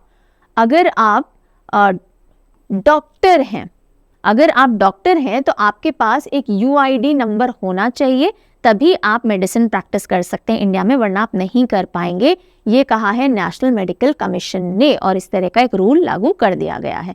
अब ये जो UID है ये कौन जनरेट करेगा? ये सेंट्रली जनरेट होगा, नेशनल मेडिकल कमीशन के एथिक्स बोर्ड के थ्रू इसको जनरेट किया जाएगा और वो जो डॉक्टर्स हैं वो कॉमन नेशनल मेडिकल रजिस्टर के अंदर उनका नाम दर्ज होगा और ये जो यूनिक लाइसेंस या ये जो UID प्रोवाइड किया जाएगा कि आप प्रैक्टिस कर सकते हो मेडिसिन इंडिया में, ये 5 साल तक वैलिड होगा और हर 5 साल के बाद इसको रिन्यू करवाना होगा विद द सर्टेन TNCs। तो ये नया एक मैंडेट आया है। Centre for processing accelerated corporate exit, अगर आप इसका एक्रोनिम देखोगे तो CPACE। अब देखिए बहुत सारी ऐसे कॉर्पोरेट्स होते हैं, कंपनीज होती हैं जो कि जो भी नियम कायदे या फिर जो फंक्शनिंग है वो प्रॉपर्ली फॉलो नहीं कर पाती, तो वो फिर एग्जिट करना चाहती हैं कि भाई now we do not want to continue as a company. तो उसके लिए अब एग्जिट के लिए भी बहुत सारी फॉर्मेलिटीज होती हैं। तो एग्जिट को स्मूथ करने के लिए सेंटर फॉर प्रोसेसिंग एक्सेलरेटेड का मतलब होता है तेजी से, कॉर्पोरेट एग्जिट, इसके लिए CPACE लाया गया है। मिनिस्ट्री ऑफ कॉर्पोरेट अफेयर्स ने इस्टेब्लिश किया है CPACE ताकि जिन कंपनीज को स्ट्राइक ऑफ करना है यानी हटाना है MCA के रजिस्टर से, यानी मिनिस्ट्री ऑफ कॉर्पोरेट अफेयर्स के रजिस्टर से, तो ये काम स्मूथली किया जा सके। पहले तो आप कंपनी इनकॉर्पोरेट करते हो तो आपको बहुत सारी फॉर्मेलिटी करनी होती है, अब कंपनी एग्जिट करवानी है तो भी बहुत सारी फॉर्मेलिटीज करनी पड़े। इसको थोड़ा स्मूथ करने के लिए CPACE लाया गया है। ओके, अब कौन सी कंपनीज हैं जिनको MCA से स्ट्राइक ऑफ किया जाता है?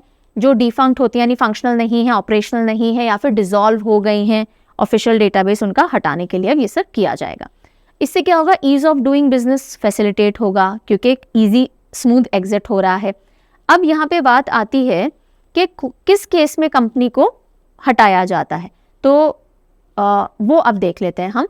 देखिए, अब अगर आपको कंपनी को एग्जिट करवाना है तो नया रूल ये बोलता है कि आपको एप्लीकेशन करनी होगी रिमूवल के लिए under section 248 of companies act. Companies act का सेक्शन 248 क्या बोलता है अभी हम देखेंगे कि अगर आप बिजनेस जो कैरी ऑन कर रहे हो, अगर आप 2 फाइनेंशियल ईयर्स, जब भी आप अप्लाई कर रहे हो उससे 2 फाइनेंशियल ईयर तक अगर आपने कोई बिजनेस नहीं चलाया है, कुछ भी आपके बिजनेस में एक्टिविटी नहीं देखी गई और अगर आपने अप्लाई भी नहीं किया कि भाई हम डॉर्मेंट हैं अभी थोड़े समय के लिए, अगर आपने ये भी नहीं किया तो ऐसे केसेस में आपकी कंपनी को स्ट्राइक ऑफ किया जा सकता है फ्रॉम द MCA रजिस्ट्रार। ठीक है, तो ये कुछ है कि अब आपको अगर अप्लाई करना है तो आप सीधे CPACE रजिस्ट्रार के पास एप्लीकेशन दोगे, कौन से सेक्शन के तहत? सेक्शन 248 के तहत, और आपका स्ट्राइकिंग ऑफ इजी हो जाएगा। संचार साथी and integrated citizen centric web portal, तो संचार साथी लॉन्च किया गया है जो कि मोबाइल यूज़ वगैरह जो है उसको और स्मूथ करने का काम करेगा। कुछ एक एफिशिएंट और इम्पॉर्टेंट फंक्शंस हैं, जैसे कि आपको अगर ट्रैक करना है अपने मोबाइल को या ब्लॉक करना है अगर आपका मोबाइल फ़ोन गुम गया है, या फिर कोई फ्रॉड्यूलेंट लोग मोबाइल नंबर्स की जो भी गड़बड़ियाँ होते हैं ना उन सबको पकड़ने, सबके लिए संचार साथी पोर्टल ने को लॉन्च किया है यूनियन मिनिस्टर अश्विन वैष्णव ने। यूनियन मिनिस्टर अश्विन वैष्णव ने लॉन्च किया है संचार साथी पोर्टल न्यू दिल्ली के अंदर। मेन काम क्या है? यूज़र को तो एम्पावर करेगा कि भाई मुझे समझ में आ गया कि मैं कैसे अपने फ़ोन को ट्रैक करूं या एसेंशियल सर्विसेज और भी कैसे यूज़ करूं, कैसे उसको ब्लॉक करूं। उसके अलावा आर्टिफिशियल इंटेलिजेंस से फेशियल रिकॉग्निशन वगैरह भी कस्टमर के हो जाएंगे। तो जब आप सिम खरीदते हो उसके अंदर थंब पंच वगैरह होता है, फेशियल रिकॉग्निशन होगा, तो ये पोर्टल काफ़ी सारे फ्रॉड या बोगस कस्टमर्स जो होते हैं उनको पता लगाएगा और उनके नंबर को ब्लॉक करेगा। ये ऑलरेडी कर रहा है। 36 लाख कनेक्शंस को ऑलरेडी डिस्कनेक्ट कर दिया गया है because they were not ethically correct, मतलब वो बोगस नंबर्स थे यानी फ्रॉड्यूलेंट नंबर्स थे। और ये जो संचार पोर्टल है ये डिपार्टमेंट ऑफ टेलीकॉम और मोबाइल फ़ोन कंपनीज ने मिल करके चालू किया है। पुणे में Asia's first sub sea research lab at MIT world peace university has been established. पानी के अंदर में सब सी यानी पानी के नीचे रिसर्च लैब एशिया में पहली बार चालू हुई है। और कहाँ पे? MIT वर्ल्ड पीस यूनिवर्सिटी ये पूरा नाम है। ये मैसाचुसेट्स वाली MIT नहीं है, ठीक है, ये डिफरेंट है। MIT वर्ल्ड पीस यूनिवर्सिटी जो कि पुणे बेस्ड है, यहाँ पे इस सब सी रिसर्च लैब को इस्टेब्लिश किया गया और इसका मेन काम है कि जो ग्लोबल ऑयल या गैस इंडस्ट्रीज़ हैं उनसे रिलेटेड सारी ट्रेनिंग वगैरह यहाँ इन कंडीशंस में प्रोवाइड की जाने वाली है और ये एशिया में पहली बार ऐसी लैब इस्टेब्लिश की गई है। India government to launch faster immigration clearance scheme for trusted travellers. भारत सरकार भरोसेमंद यात्रियों के लिए तेजी से आव्रजन निकासी योजना शुरू करेगी। अब देखिए होता क्या है, जब दूसरे देश से लोग आते हैं राइट, तो उनको इमिग्रेशन क्लियरेंस के लिए कि भाई आपके सारे डॉक्यूमेंटेशन वगैरह देखे जाएंगे, इमिग्रेशन क्लियर होगा और तब आप एयरपोर्ट से बाहर जा सकते हो। तो इस चीज़ को थोड़ा फास्ट करने के लिए, ताकि लंबी लंबी कतारों में लोगों को नहीं लगना पड़े, immigration services can be faster. तो जो ट्रस्टेड ट्रैवलर्स हैं, जो कि कई बार आते रहते हैं, उनके सारे डॉक्यूमेंट पहले से वेरीफाइड हैं, तो उनको क्या किया जाएगा कि उनको इस पूरे क्लियरेंस सिस्टम से बहुत लंबा गुजरने की ज़रूरत नहीं पड़ेगी। तो reduce congestion at airport check points, अब कंजेशन भीड़ रखने की ज़रूरत नहीं है। तो ट्रस्टेड ट्रैवलर प्रोग्राम है, फास्टर इमिग्रेशन, और ये प्री वेरीफाइड ट्रैवलर्स हैं जिनको पहले से वेरीफाई कर लिया जाएगा, उनकी डिटेल सिस्टम में आ जाएंगी। जब ये निकलेंगे तो ये ई गेट्स से निकलेंगे। ई गेट्स ऐसे जिनमें ऑलरेडी इनकी वेरिफिकेशन आ जाएगी, हाँ भाई ये ट्रस्टेड है, इनका सारा क्लियरेंस हो चुका है, आप इनको भेज दीजिए। तो ये पहले से ही हो जाएगा क्लियरेंस और वो पर्टिकुलर गेट से एग्जिट कर सकते हैं। तो अभी हाल फिलहाल ये दिल्ली और मुंबई एयरपोर्ट्स पे इस साल चालू किया जाएगा और उसके बाद धीरे धीरे इसको सभी एयरपोर्ट्स में 2032 तक लागू किया जाना है। ठीक है, जिनके भी पास इंडियन एयरपोर्ट्स है, across international airports, Indian passport, sorry not Indian airports. So ये जो स्कीम है ये उन सभी ट्रैवलर्स पे लागू होगी जिनके पास इंडियन पासपोर्ट है। जितने भी इंटरनेशनल एयरपोर्ट्स होंगे वहाँ पे इनको इस स्कीम को लाना है, लेकिन शुरुआत होगी दिल्ली और मुंबई से। Minister Bhupendra Yadav launches mobile application मेरी लाइफ। कौन सी एप्लीकेशन है? मेरी लाइफ एप्लीकेशन लॉन्च की है भूपेंद्र यादव जी ने। अब क्या है ये एप्लीकेशन समझते हैं। नई दिल्ली के अंदर इसको लॉन्च किया गया। बेसिकली क्लाइमेट चेंज के लिए जो भी यूथ एक्शन लेगा उससे रिलेटेड ये ऐप है कि आपको बता देगी आपको डेली क्या क्या करना चाहिए, क्या करना एनवायरनमेंट के लिए अच्छा है, क्या करना बुरा है, और इससे आपकी प्रोग्रेस भी ट्रैक की जा सकती है, जो कि मिशन लाइफ से जुड़ी हुई होगी। अब देखिए ये ऐप का नाम है मेरी लाइफ, है ना, तो इसमें लाइफ क्यों डाला गया? बिकॉज ये मिशन लाइफ के तहत आपको बताएगी कि एनवायरनमेंट के लिए क्या करना है, क्या नहीं करना। अब ये मिशन लाइफ क्या है? मिशन लाइफ एक ग्लोबल मास मूवमेंट है जो कि पीएम मोदी जी ने एनविजन किया था, और इसको COP26 जो कॉन्फ्रेंस ऑफ पार्टीज 26 हुआ था वहाँ पे इसको सामने पेश किया गया था कि सबको जुड़ना चाहिए और मिशन लाइफ से, ताकि हम क्लाइमेट चेंज के टुवर्ड्स पॉजिटिव स्टेप्स ले सकें। और फिर इसको लॉन्च किया गया था मिशन लाइफ को अक्टूबर 2022 में केवड़िया गुजरात में। तो उसी पे बेस्ड ये माई लाइफ ऐप है। वो उसी मिशन को पूरा करने के लिए आम जनता को क्या करना चाहिए, यूथ को क्या करना चाहिए, वो सभी ऐप बताने वाली और इसकी ट्रैकिंग हो पाएगी। Then PM inaugurated International Museum Expo 2023. So international museum दिवस या डे आता है। कब आता है? मैंने याद कराया था इंपॉर्टेंट डे में। सोचिए मैं म्यूजियम कब गई थी? मेरे 18th बर्थडे पे। तो मई से हमने किया था मई, और 18 बर्थडे से 18। सो इंटरनेशनल म्यूजियम डे आता है 18 मई को, और इस ओकेजन पे इंटरनेशनल म्यूजियम एक्सपो जो है उसको इनाग्रेट किया गया प्रगति मैदान नई दिल्ली के अंदर, और 47th इंटरनेशनल म्यूजियम डे इस बार मनाया गया। थीम क्या थी? Museums, sustainability and wellbeing. और इसी पूरे एक्सपो के दौरान ये जो डांसिंग गर्ल है मोहनजोदारो की, इसका एक अलग वर्जन जो है उसको अनावृत किया गया।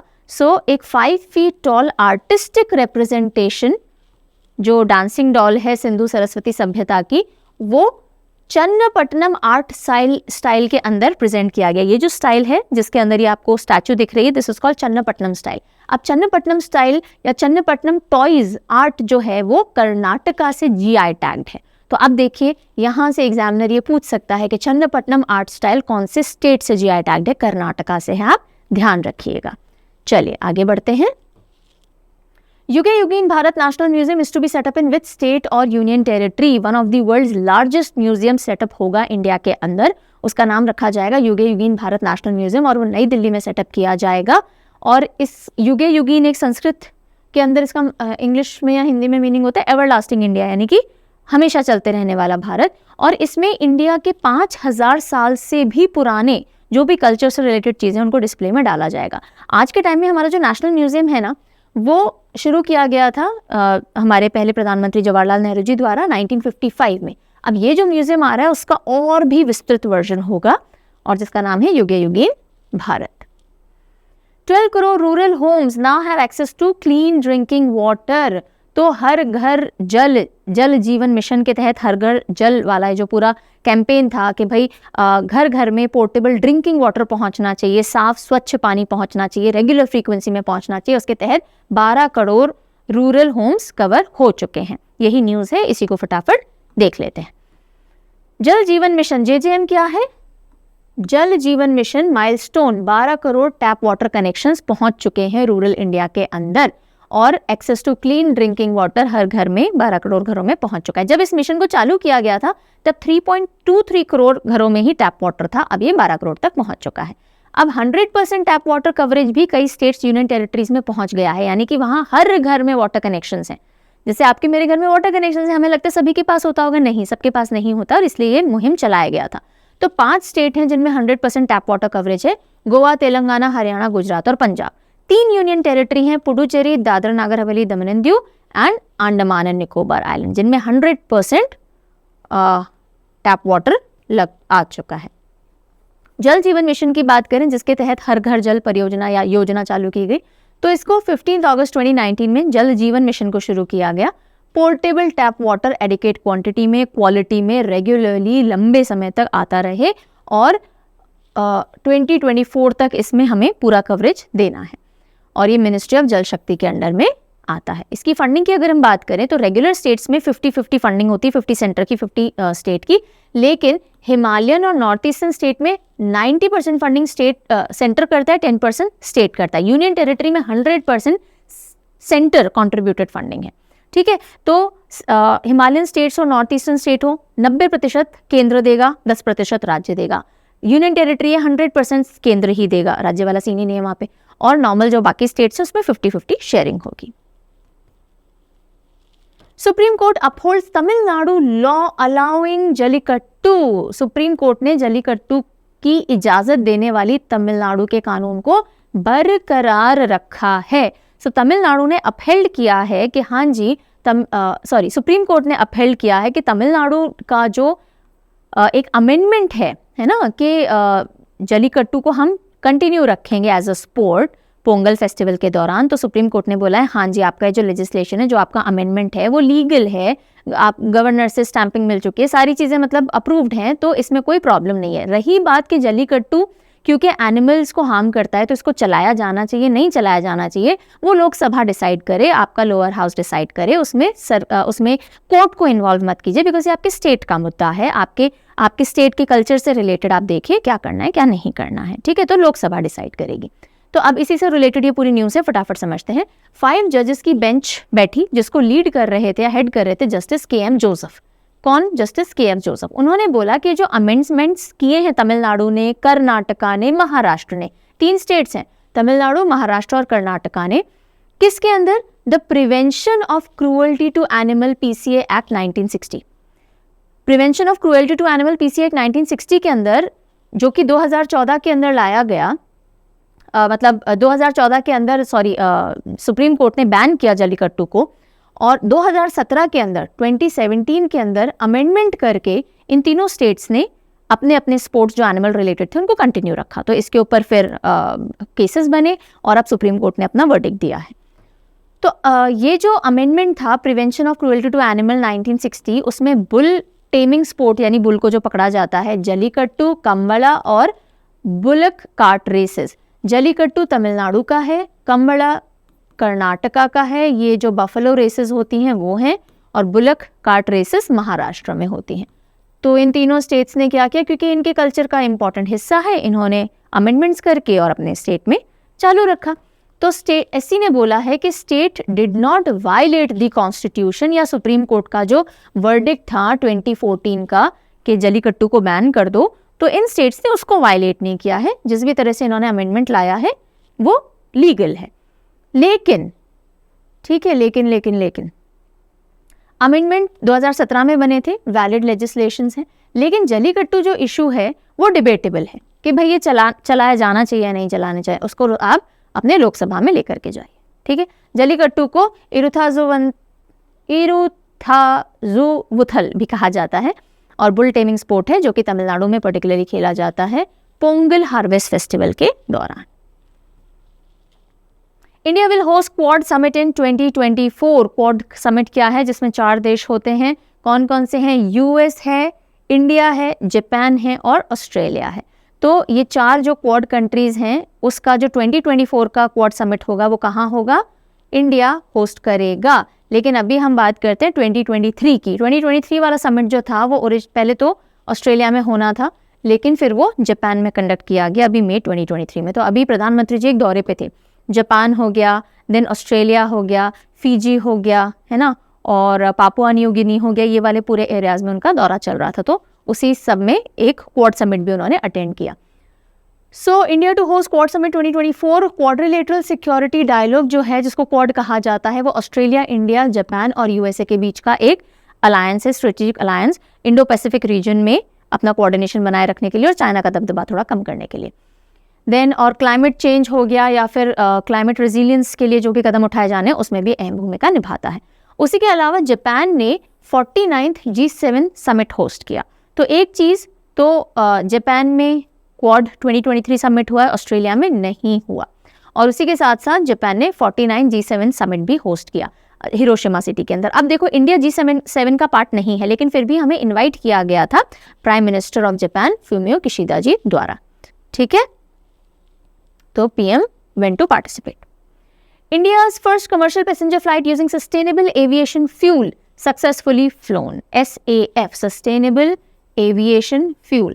तो इंडिया की पहली कमर्शियल पैसेंजर फ्लाइट जिसमें सस्टेनेबल एविएशन फ्यूल डाला गया, उसने सक्सेसफुली उड़ान भरी। Alright, so India's first commercial plane with SAF, कौन सी कंपनी का ये प्लेन? एयर एशिया का। पुणे से दिल्ली ये उड़ान गई और सस्टेनेबल एविएशन फ्यूल ब्लेंड, जिसमें ब्लेंडिंग की गई ताकि कार्बन फुटप्रिंट कम रहे, और इसको सप्लाई किया इंडियन ऑयल ने। और इसकी जो ब्लेंडिंग टेक्नोलॉजी या टेक्निक थी वो प्राज इंडस्ट्री से ली गई। बायोजेट फ्यूल है SAF, और ये रिन्यूएबल बायोमास और वाटर रिसोर्सेज को मिला करके बनाया जाता है। Union health ministry launches 75-25 initiative, और WHO के director general doctor Tedros Adhanom Ghebreyesus का कहना है कि 75-25 इनिशिएटिव जो है वो दुनिया में लार्जेस्ट कवर है प्राइमरी हेल्थ केयर से जुड़ा हुआ नॉन कम्युनिकेबल डिजीजेस के एरिया में। तो अब ये क्या है 75-25 इनिशिएटिव, समझ लीजिए, थोड़ी भूमिका मैंने बांध दी।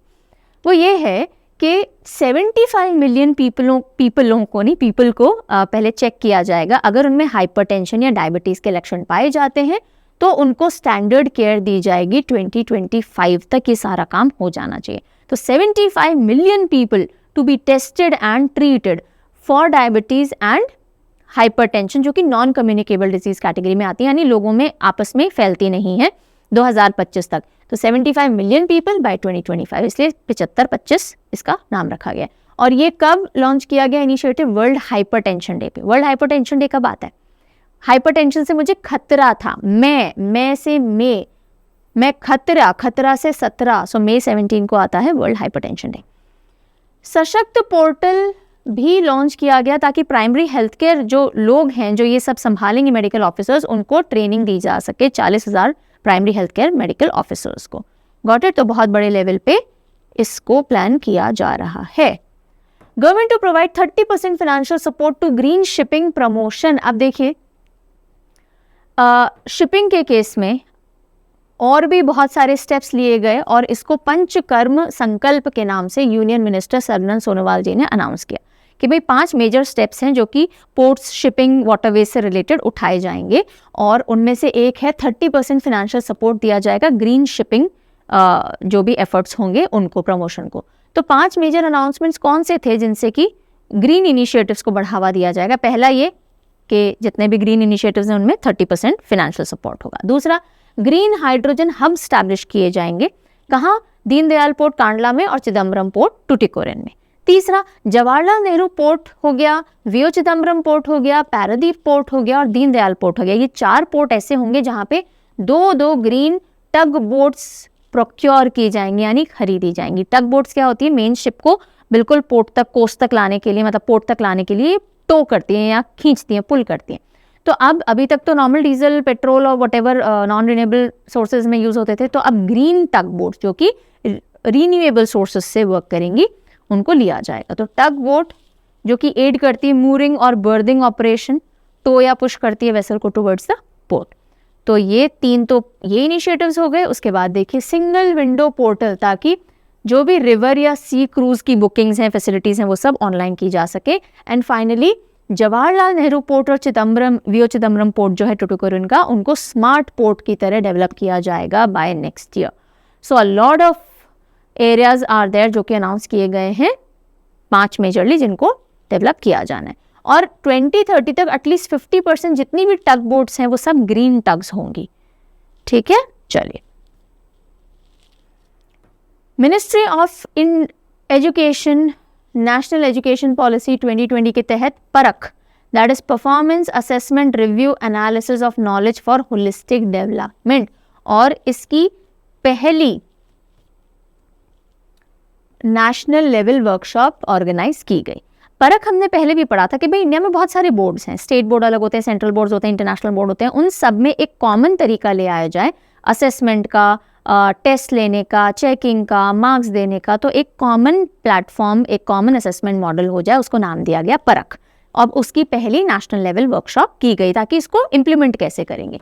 तो recently ministry of education organise a workshop in New Delhi to discuss integration of 60 school examination board, 60 examination board अलग अलग स्टेट और यूनियन टेरिटरीज के, और यूनिफॉर्मिटी लाई जा सके इनमें, ताकि बच्चों के लिए ट्रांजिशन सिंपल हो। अब स्टेट बोर्ड से बच्चा सेंट्रल में जाता है, इंटरनेशनल में जाता है, बहुत गड़बड़ हो जाती है, सिलेबस डिफरेंट होते हैं, एग्जाम के तरीके डिफरेंट होते हैं, कोई कुछ पूछ रहा है, कोई किसी तरह से मार्क्स दे रहा है, किसी का कोई असेसमेंट हो रहा है, तो वो सब यूनानिमस हो जाए। To align curriculum standards, grading system, evaluation method, ठीक है, ताकि क्रेडिबिलिटी और बढ़ जाएगी। तो परख क्या है, फुल फॉर्म हमने अभी भी देखा था, performance assessment review analysis of knowledge for holistic development. एक कॉन्स्टिट्यूएंट यूनिट ऑफ एनसीईआरटी की तरह काम करेगा, यानी उसको बेस बनाने की कोशिश की जा रही है। और पीरियोडिक लर्निंग, आउटकम टेस्ट, या फिर जो भी अचीवमेंट सर्वे, स्टेट अचीवमेंट सर्वे, ये सारी चीज़ों को एक ही जगह पे यूनानिमस किया जाना है। Then people's biodiversity register. People's biodiversity register क्या है? ऐसा नहीं है पहली बार चालू हुआ, लेकिन न्यूज में क्यों आया? Because national campaign for upgradation and verification of people biodiversity register was launched in Goa by ministry of environment, forest and climate change. कि भाई गोवा के अंदर लॉन्च किया गया एक नेशनल कैंपेन कि जो पीपल्स बायोडाइवर्सिटी रजिस्टर है ना, उसको अपग्रेड किया जा सके, वेरीफाई किया जा सके। तो what is this people's biodiversity register? भाई जितनी भी जैव विविधता है आपके स्टेट में, यूनियन टेरिटरी में या इलाके के अंदर, तो लोगों से पीपल्स बायोडाइवर्सिटी रजिस्टर, मेरा ओपिनियन क्या है कि भाई यहाँ कितने तरह के जीव जंतु पाए जाते हैं, इस पेड़ की क्या खासियत है, इस एनिमल से हमें क्या मिलता है। तो जो भी प्लांट एनिमल हैं, उनकी मेडिसिनल वैल्यूज़, उनकी कल्चरल वैल्यूज़, कि हम इसकी पूजा क्यों करते हैं, इसका क्या है, वो क्या है, तो वो सब कुछ जनता के ओपिनियन के आधार पे उस रजिस्टर में अंकित किया जाता है, लिखा जाता है, उसको कहते हैं पीपल्स बायोडाइवर्सिटी रजिस्टर। तो ये कल्चर को आगे बढ़ाने के लिए, जो भी हमारे रूट से जुड़ी हुई चीज़ें हैं उसको आगे बढ़ाने के लिए एक रोल प्ले करेगा। तो वही है, it is a document to document and preserve India's rich biological diversity, और उनकी यूटिलिटी और उनके कल्चर से जुड़ाव को भी प्रमोट करता है। People's biodiversity register is a record of knowledge, perception, attitude of people about natural resources, plants, animals, उनका utilization, conservation, etc. ठीक है। और इसको biodiversity management committee under biodiversity act 2002 इसको प्रिपेयर करती है लोकल कम्युनिटीज़ के साथ मिल करके। तो बनाएंगे लोकल लोग, नहीं लोकल लोग अपनी बात बताएंगे और जो बॉडीज़ हैं वो बनाएंगी। कलकत्ता पहला मेजर मेट्रोपॉलिटन सिटी था जिसके पास अपना पहला पीपल बायोडाइवर्सिटी रजिस्टर तैयार हुआ था।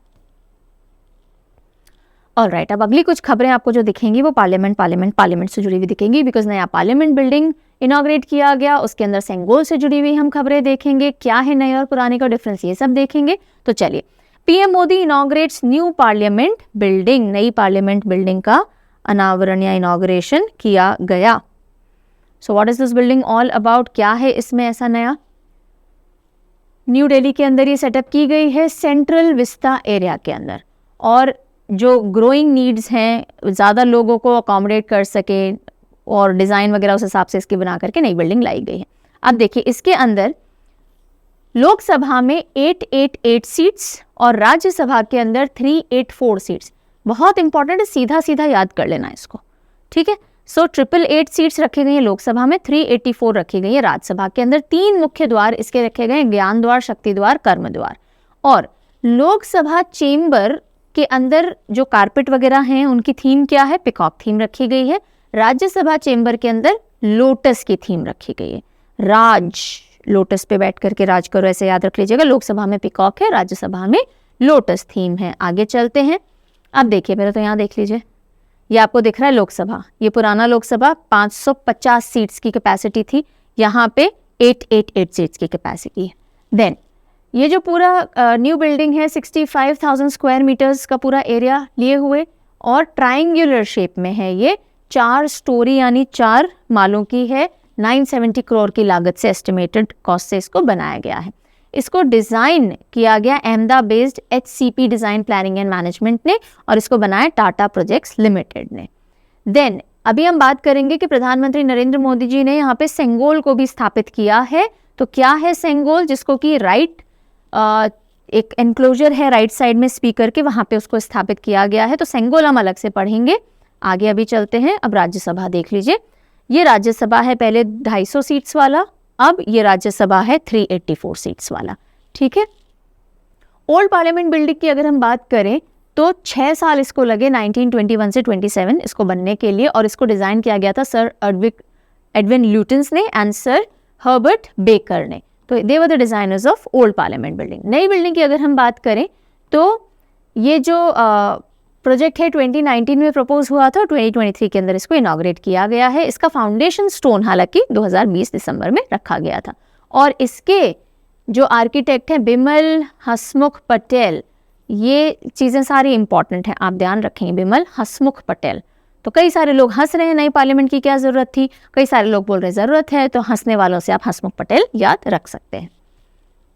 चलिए अब हम बात करते हैं इस कंट्रोवर्शियल सेंगोल की। कंट्रोवर्शियल क्यों? क्योंकि अगेन जैसे पार्लियामेंट नया कंट्रोवर्शियल रहा कि क्यों इतना ज़्यादा खर्चा करना था, पुराना पार्लियामेंट चल ही रहा था, वहीं कुछ का कहना था कि नहीं भाई नए पार्लियामेंट की ज़रूरत है। इसी तरह से सेंगोल जिसको कि स्थापित किया गया वो एक तरह से पावर का ट्रांसफ़र भी दिखाता है, राजाशाही दिखाता है। वहीं ऑपोजिट साइड है पार्टी का जो कहता है कि नहीं भाई ये हमारी प्रथा चली आई है, हमारे इनिशियल प्राइम मिनिस्टर वगैरह ने भी किया था तो हम भी कर लेते हैं, और ये हमारी कल्चर से जुड़ा हुआ है। तो सेंगोल क्या है, क्यों रखा गया, ये सब बातें अब करते हैं। सेंगोल का हिस्टोरिक स्पेक्टर यानी कि थोड़ा सा इसका हिस्टोरिक नज़रिया लेते हैं। तो सेंगोल तमिलनाडु से बिलोंग करता हुआ एक ऑब्जेक्ट है, पहले तो ये समझेंगे। इसको इंस्टॉल किया गया न्यू पार्लियामेंट बिल्डिंग में, राइट, जो पूरा इंक्लोजर है स्पीकर के उधर। और अब देखिए यहाँ पे कुछ नैरेटिव सामने आया कि सबसे पहले जब जवाहरलाल नेहरू जी प्रधानमंत्री बने तो जो लॉर्ड माउंटबेटन है उन्होंने ये सेंगोल उनको दिया था as a symbol of transfer of power. और सी राजगोपालाचारी जी से सलाह की थी जवाहरलाल नेहरू जी ने कि हाँ भाई ऐसा होना चाहिए क्या, उन्होंने सजेस्ट किया हाँ जी ऐसा करना चाहिए, तो ये सारी कहानी बताई गई। लेकिन वहीं पे एक फ्लिप साइड भी आती है जो कुछ एमिनेंट न्यूज़पेपर्स कवर करते हैं, जैसे द हिंदू के उस समय के जो भी लोग काम करते थे उन्होंने भी बोला है कि नहीं भाई इस तरह का कुछ सिनेरियो हुआ ही नहीं। तो ये विवादास्पद पूरी कहानी रही, लेकिन एग्जाम के लिहाज से जो भी एक बातें हैं एक बार हम देख लेते हैं। क्या हुआ था नहीं हुआ था वो तो हम अभी वेरीफाई नहीं कर सकते, but we can go through the things जो कि नरेट किया जा रहा है, जो कि एक पिक्चर सामने प्रेजेंट की जा रही है। सो इट इज सेड, इसीलिए यहाँ पे हमने लिख दिया है कि ऐसा कहा जा रहा है कि ये जो सेंगोल है ये इंडिया के पहले प्रधानमंत्री जवाहरलाल नेहरू जी को लॉर्ड माउंटबेटन ने भी दिया था, सिंबॉलिकली ट्रांसफर ऑफ पावर के तौर पे कि भाई ब्रिटिश जा रहे हैं, आप आ रहे हो तो आप ये ले लीजिए, ठीक है। और इसको इलाहाबाद म्यूजियम में रखा गया था।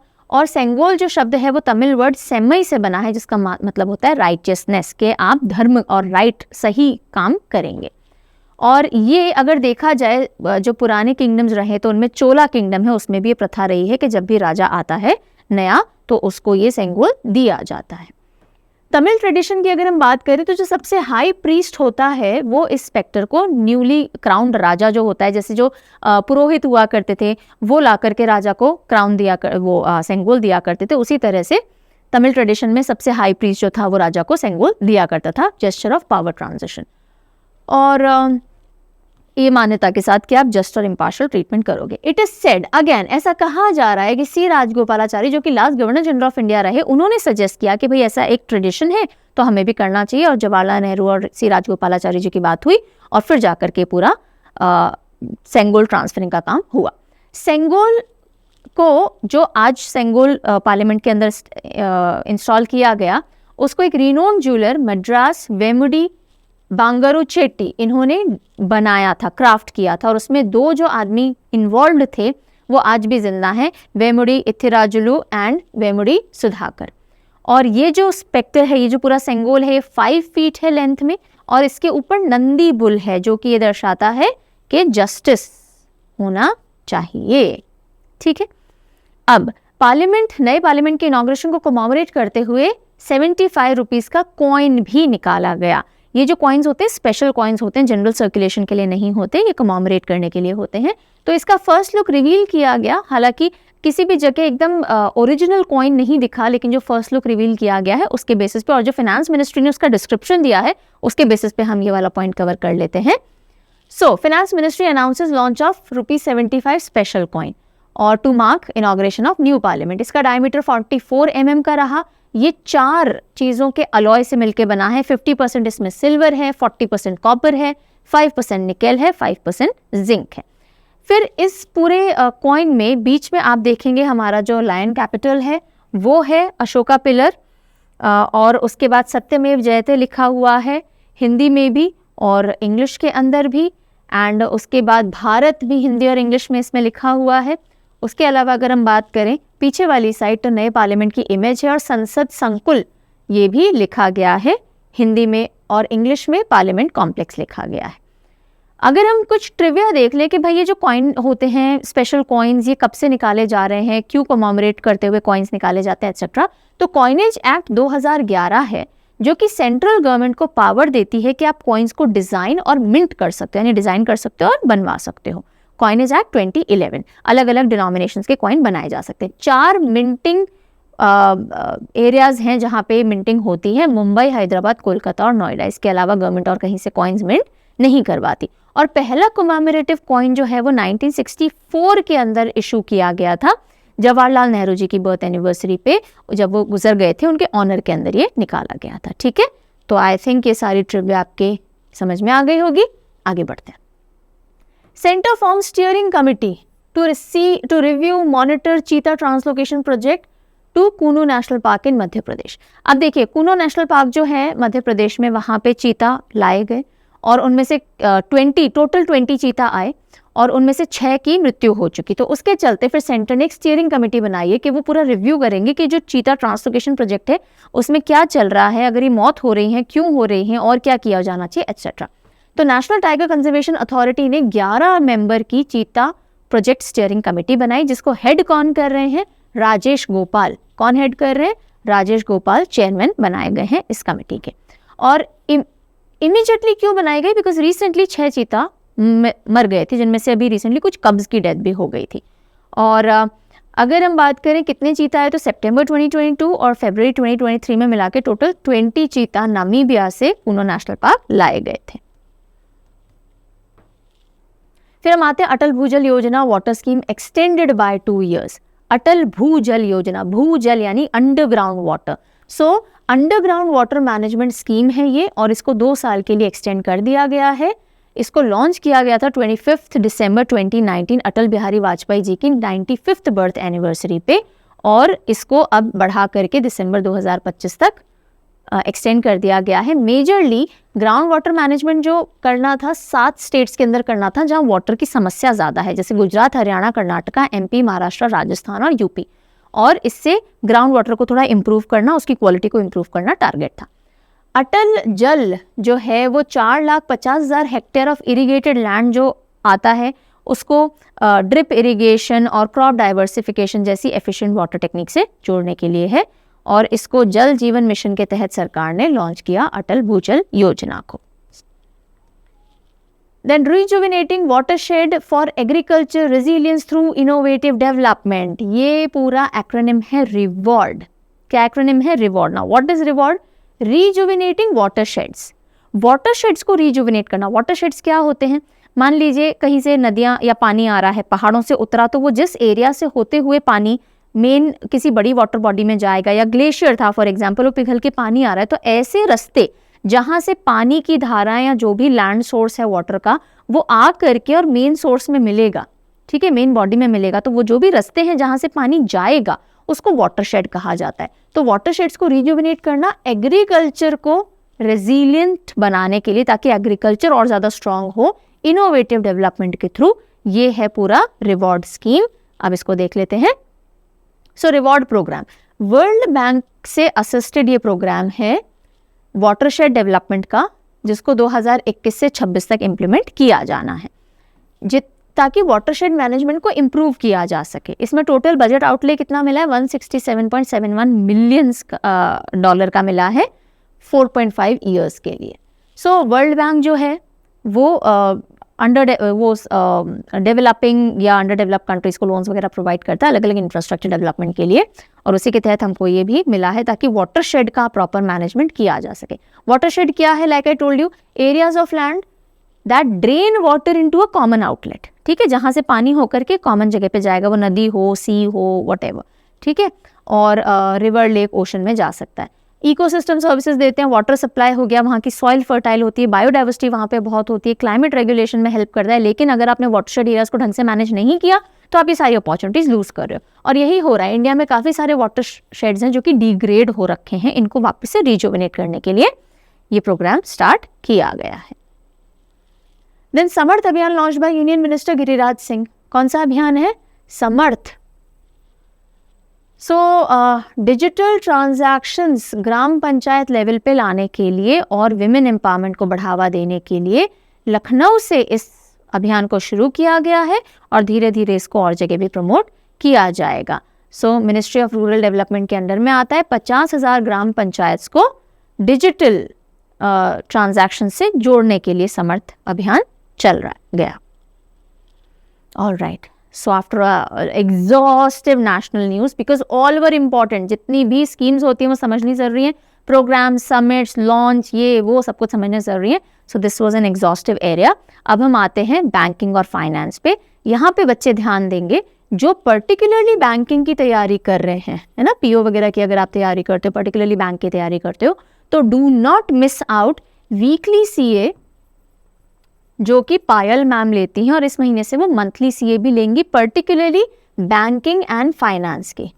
तो वो स्पेशलाइज्ड होगा सिर्फ और सिर्फ बैंकिंग वाले बच्चों के लिए। बाकी ये जो बैंकिंग और फाइनेंस हम पढ़ते हैं ये हर एग्जामिनेशन के लिए इंपॉर्टेंट होता है, सिर्फ बैंकिंग वाले बच्चों के लिए नहीं।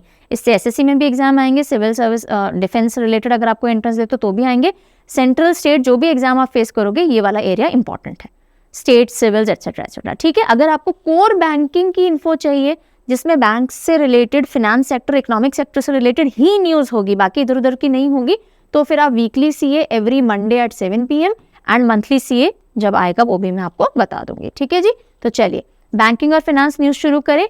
ओके, उससे पहले मैं आपको सवाल ई बुकलेट के बारे में बता देती हूँ। देखिए क्वार्टरली बेसिस के ऊपर, क्वार्टरली स्पेलिंग गड़बड़ हो गया है, देख लीजिएगा। सो क्वार्टरली बेसिस के ऊपर ये एक ई बुकलेट लाई जाती है, यानी पीडीएफ फॉर्मेट है, जिसमें 300 MCQs होते हैं उस क्वार्टर के, यानी हर 3 महीने के। ओके, इसको सही कर ही लेती हूँ, क्वार्टरली।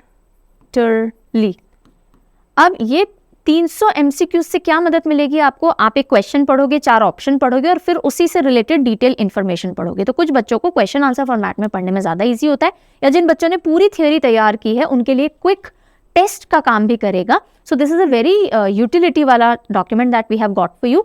अगर आपको इंडिविजुअल ई बुकलेट चाहिए, जैसे Q1 की आ रखी है जनवरी टू मार्च की, अब जब जून ओवर हो जाएगा तो जुलाई में Q2 की आएगी। इंडिविजुअल अगर आपको चाहिए तो आप parchamclasses.in पे जाइए। अगर आपको सब्सक्रिप्शन चाहिए कि चारों क्वार्टर की हमें एक ही जगह मिल जाए तो आप फिर ऐप पे जाइए, ठीक है, और वहां जाकर के आप इसको देख सकते हो। कोई भी डाउट हो तो again you can drop a mail और you can chat with us और you can drop a comment.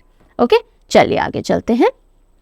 Alright, so time for milestone question. Which mutual fund company has launched India's first mutual fund focused on defense sector? यानी कि किस mutual fund company ने रक्षा क्षेत्र पर केंद्रित भारत का पहला म्यूचुअल फंड लॉन्च किया है। म्यूचुअल फंड्स अलग अलग कंपनीज में निवेश करते हैं, लेकिन डिफेंस सेक्टर में म्यूचुअल फंड लाने वाला कि म्यूचुअल फंड का जो पैसा है वो डिफेंस सेक्टर में लगेगा, ऐसा कौन सी एएमसी या फिर कंपनी ने किया है, वो आपसे पूछा जा रहा है। आंसर आता है लिखिए, नहीं आता वेट कीजिए, आंसर जानेंगे आप। So anti dumping duty on imported optical fibre from China, Korea, Indonesia. चीन, कोरिया, इंडोनेशिया से आयातित ऑप्टिकल फाइबर पर डंपिंग रोधी शुल्क। अब देखो, ये न्यूज़ समझने के लिए आपको ये समझना पड़ेगा एंटी डंपिंग ड्यूटी या डंपिंग क्या होती है। तो डंपिंग क्या होती है कि मान लीजिए मेरे देश के अंदर मैंने कोई प्रोडक्ट बनाया है ना, मैं यहाँ पे उसको 20 रुपीज़ में बेच रही हूँ, लेकिन मैंने उसको आपके कंट्री के अंदर एक्सपोर्ट कर दिया और वहाँ मैं उसको 10 रुपये में ही बेच रही हूँ। मैं आपको डंप कर दे रही हूँ, मैं ये सारा प्रोडक्ट आपके कंट्री में डंप कर रही हूँ। क्यों कर रही हूँ इतने सस्ते में? ताकि आपके मार्केट को कैप्चर कर सकूँ। आपके वहाँ भी लोग इस प्रोडक्ट को बना रहे होंगे और इसकी लागत ज़्यादा आ रही होगी, हो सकता है वो 15-20 रुपये में बेच रहे हो, मैंने 10 रुपये में डंप कर दिया, तो अब आपके लोगों का सारा बिजनेस चौपट, सब मेरे प्रोडक्ट खरीदेंगे क्योंकि मैं 10 रुपये में दे रही हूँ। इसको कहते हैं डंपिंग, कि जब आप कोई प्रोडक्ट किसी और देश में भेजते हो, एक्सपोर्ट करते हो और ऐसे प्राइसेस पे करते हो जो आपके ओरिजिनल प्राइसेस से भी कम है, उसको कहते हैं डंपिंग। अब सरकार ऐसा होने नहीं देती, वरना हर कोई आपके मार्केट को किल कर देगा। तो ऐसे में क्या होता है, एंटी डंपिंग ड्यूटी आती है पिक्चर में कि अच्छा ठीक है, आप हमारे यहाँ पे डंपिंग कर रहे हो तो हम क्या करेंगे, उस पर एंटी डंपिंग ड्यूटी लगा देंगे, यानी टैक्सेस लगा देंगे। वो टैक्सेस लगने के बाद उस प्रोडक्ट की वैल्यू उतनी ही हो जाएगी जितने आपके उधर भी हो रही थी, यानी 20 रुपये का। अब आपने 10 रुपये का रखा, मैंने 10 रुपये टैक्स लगा दिया, 20 रुपये में मेरे मार्केट में आपका प्रोडक्ट बिकेगा। समझ में आ गई कहानी? तो ये anti dumping duty imported optical fibre पे, जो कि चाइना, कोरिया और इंडोनेशिया हमारे यहाँ एक्सपोर्ट कर रहे हैं, यानी हम उनसे इंपोर्ट कर रहे हैं, उस पर लगाया जाएगा। Right, this is the news. So directorate general of trade remedies, the arm of ministry of commerce, उन्होंने रेकमेंड किया है कि भाई ये एंटी डंपिंग ड्यूटी लगे ऑप्टिकल फाइबर पे जो चाइना, कोरिया और इंडोनेशिया से आ रहे हैं। ठीक है, आगे चलते हैं। डंपिंग क्या होती है मैंने समझा दी, एंटी डंपिंग क्या होती है मैंने आपको समझा दी है। आगे चलते हैं। Reserve bank gold reserves rose 4.5% to 794.64 tonne in 2023। तो रिजर्व बैंक ऑफ इंडिया के, RBI के गोल्ड रिजर्व जो हैं वो 4.5% बढ़ गए हैं और टोटल गोल्ड रिजर्व जो हैं अब वो 794.64 मीट्रिक टन हो गए। पूरे वर्ल्ड में सबसे ज्यादा गोल्ड रिजर्व्स किसके पास है, जानना चाहेंगे? कहाँ गया हमारा Singapore? Monetary authority of Singapore was the largest single buyer of gold, मतलब इस दौरान है ना। जनवरी टू मार्च 2023 की अगर हम सिर्फ बात करें तो सबसे ज़्यादा गोल्ड किसने बाय किया? मॉनेटरी अथॉरिटी ऑफ सिंगापुर ने, और हमारे भी गोल्ड रिजर्व्स बढ़े हैं। Visa introduces CVV free payment for tokenised cards in India, यानी वीज़ा ने भारत में टोकन वाले कार्डों के लिए CVV मुक्त भुगतान की शुरुआत की है। अगर हम कभी कार्ड्स यूज़ करते हैं तो CVV पूछा जाता है ना, चलो जल्दी से मैंने लिखा हुआ है मत बताओ, card holder verification value. CVV का फुल फॉर्म देख लो, कई बार एग्जामिनर इस तरह की चीज़ें पूछता है। कार्ड होल्डर वेरिफिकेशन वैल्यू, कई बार हम अगर कार्ड यूज़ करते हैं CVV नंबर डालना पड़ता है ना, तो वीज़ा ने ऐसा कार्ड लॉन्च किया है जो कि टोकन फॉर्म में पहले ही आपकी इंफॉर्मेशन रख लेगा, आपको CVV डालने की ज़रूरत नहीं है। तो कैसे काम करेंगे वो? एक यूनिक कोड से और 2 फैक्टर ऑथेंटिकेशन प्रोसेस से आपका जो पेमेंट है उसको प्रोसेस कर देगा, CVV नहीं मांगेगा। लेकिन ये सिर्फ डोमेस्टिक ट्रांजैक्शंस में ही काम में लिया जाएगा। बस इतनी मोटी सी न्यूज़ ध्यान में रखो, डिटेल में इसमें जाने की ज़रूरत नहीं है। AIBEA to launch bank clinic to help retail customers. Now what is this AIBEA? All India Bank Employees Association. All India Bank Employees Association जो है वो बैंक क्लिनिक लॉन्च करेंगे रिटेल कस्टमर्स को हेल्प करने के लिए। बैंक क्लिनिक मतलब आपको कोई भी समस्या, आप बैंक क्लिनिक पे आ जाओ, आपको कोई भी ग्रीवेंस है ये आपको हेल्प करेंगे रिड्रेस करने के लिए। ठीक है, तो ये आपका फीडबैक भी लेंगे, ये आप की सर्विसेज और कस्टमर सेटिस्फैक्शन को आने में हेल्प करेंगे, आपकी कंप्लेंट सॉल्व करेंगे, आपको सेटिस्फैक्शन देंगे ताकि आप लॉयल बने रहो बैंक्स के साथ। फाइन, चलिए आगे चलते हैं। No TCS on LRS transactions up to ₹7 lakh via international debit credit card from 1st July 2023. No TCS, अब ये TCS क्या है? टाटा कंसल्टेंसी सर्विसेज नहीं है, ये TCS है टैक्स कलेक्टेड एट सोर्स। जब कभी भी आप पेमेंट करोगे, रेमिटेंस करोगे, यानी बाहर पैसा भेजोगे दूसरे देश में, आपने वहाँ से कोई सर्विस या प्रोडक्ट लिया तो आप वहाँ पैसा भेजोगे।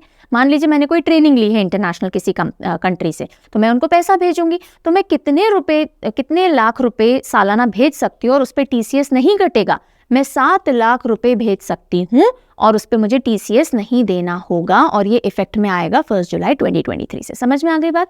तो इंडियन गवर्नमेंट ने रिसेंटली अनाउंस किया है कि भाई टैक्स नहीं लगेगा अगर आप डेबिट क्रेडिट कार्ड यूज कर रहे हो 7 लाख रुपीस तक, अदरवाइज 20% TCS लेवी होता था। और LRS क्या है? ये लिबरलाइज्ड रेमिटेंस स्कीम है।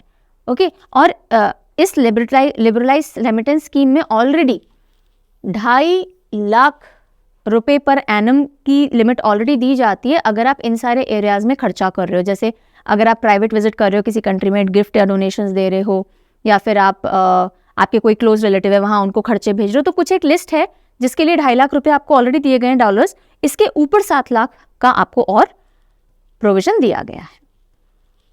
गूगल पे launches RuPay credit cards. GPay Google पे हम लोग करते हैं, पर हम अपना बैंक अकाउंट या क्रेडिट कार्ड उससे लिंक करते हैं, राइट? अब उस पर आपका डेबिट कार्ड लिंक करते हैं, उस पर क्रेडिट कार्ड भी लिंक होगा, यानी जीपे से आपका CC लिंक्ड होगा क्रेडिट कार्ड और उससे आप पेमेंट कर सकते हो। सो UPI payment with RuPay credit cards, बस। और ये जो रुपे क्रेडिट कार्ड्स हैं वो अलग अलग बैंक के थ्रू अवेलेबल है। कुछ न्यूज़ में डिटेल जाने की जरूरत नहीं होती है, मोटी मोटी बात जाननी होती है। Axis bank launches digital onboarding platform सारथी। एक्सिस बैंक ने एक डिजिटल ऑनबोर्डिंग प्लेटफॉर्म सारथी लॉन्च किया है। ये किसके लिए? मर्चेंट्स के लिए। देखो क्या होता है कि मर्चेंट्स को पैसे लेने होते हैं तो उनको बैंक के साथ में रजिस्टर करवाना होता है, तो अब एक ऐसा डिजिटल ऑनबोर्डिंग प्लेटफॉर्म है कि उस मर्चेंट को ऑनबोर्ड ले लेगा एक्सिस बैंक के। आप जो भी पेमेंट लोगे वो एक्सिस बैंक वाले खाते में आपके आएगा। तो उसके लिए पहले फिजिकल वेरिफिकेशन की जरूरत होती थी, लंबे सारे प्रोसीजर होते थे। अब इस डिजिटल पोर्टल से सारी चीजें हाथों हाथ हो जाएंगी। पॉइंट ऑफ सेल हाथों हाथ एस्टैब्लिश हो जाएगा कि आपने हमें कॉन्टैक्ट किया, हमने आपको पॉइंट ऑफ सेल बना दिया, अब आप कस्टमर से डील कर लो। तो इलेक्ट्रॉनिक डेटा कैप्चर और पॉइंट ऑफ सेल जो है वो हाथों हाथ इनेबल हो जाएगा। सीमलेस हैजल फ्री एक्सपीरियंस हो जाएगा। किसके थ्रू हो रहा है? सारथी के थ्रू हो रहा है। लाइव वीडियो वेरिफिकेशन हो जाएगा, इंस्टेंट इंस्टॉलेशन हो जाएगा पॉइंट ऑफ सेल का। ओके, चलिए, ये है Sarathi, first of its kind digital onboarding journey, ताकि instant point of sale install हो सके। और ये सारे पॉइंट्स हैं इसके अंदर, बस। आओ आगे।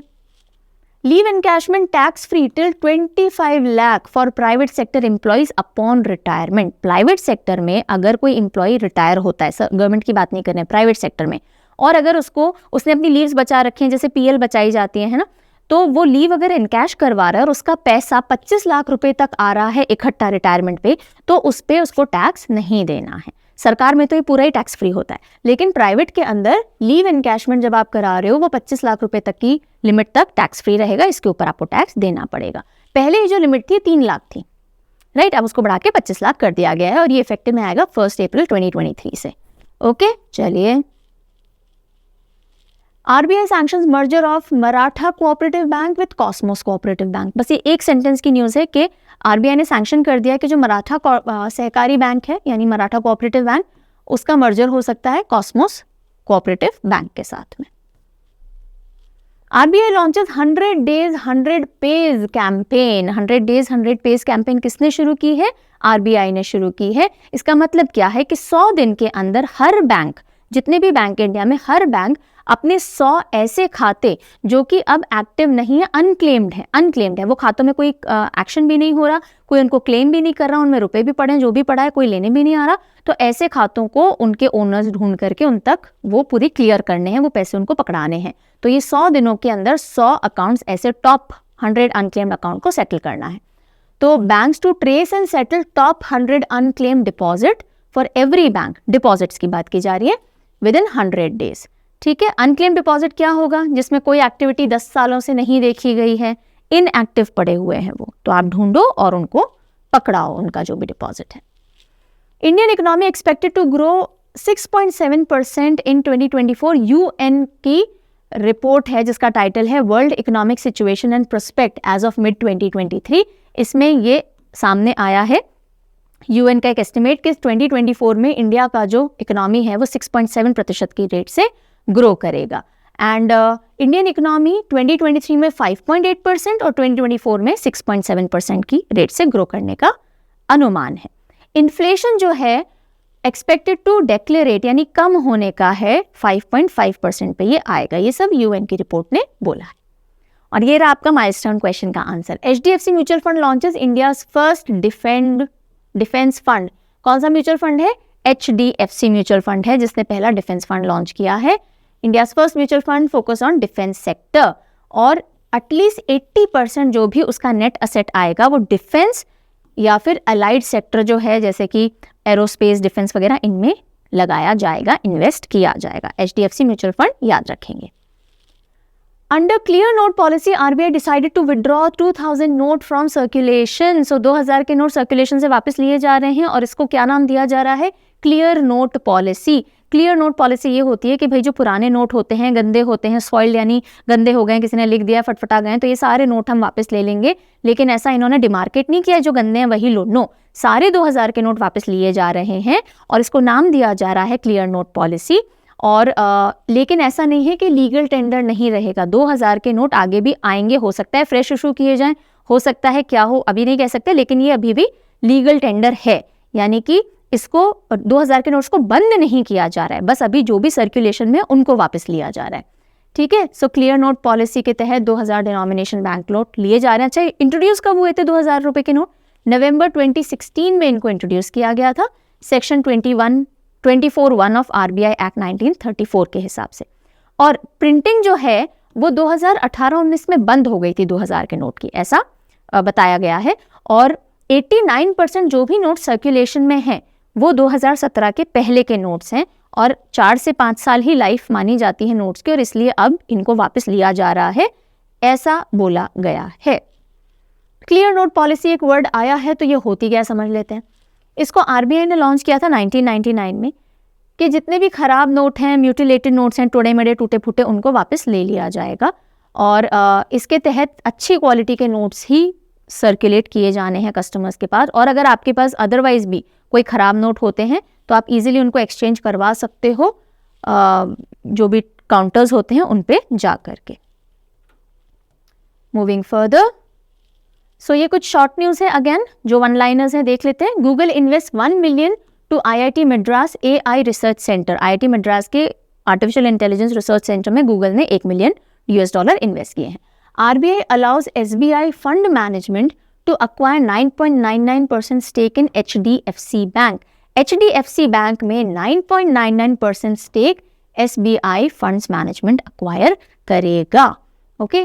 Then according to Morgan Stanley, India is expected to contribute 16% of the global GDP growth 23-24 में। मॉर्गन स्टैनली का कहना है कि जो भी वर्ल्ड ग्लोबल लेवल पे GDP ग्रोथ रेट हो उसमें कंट्रीब्यूशन इंडिया का कितना रहेगा?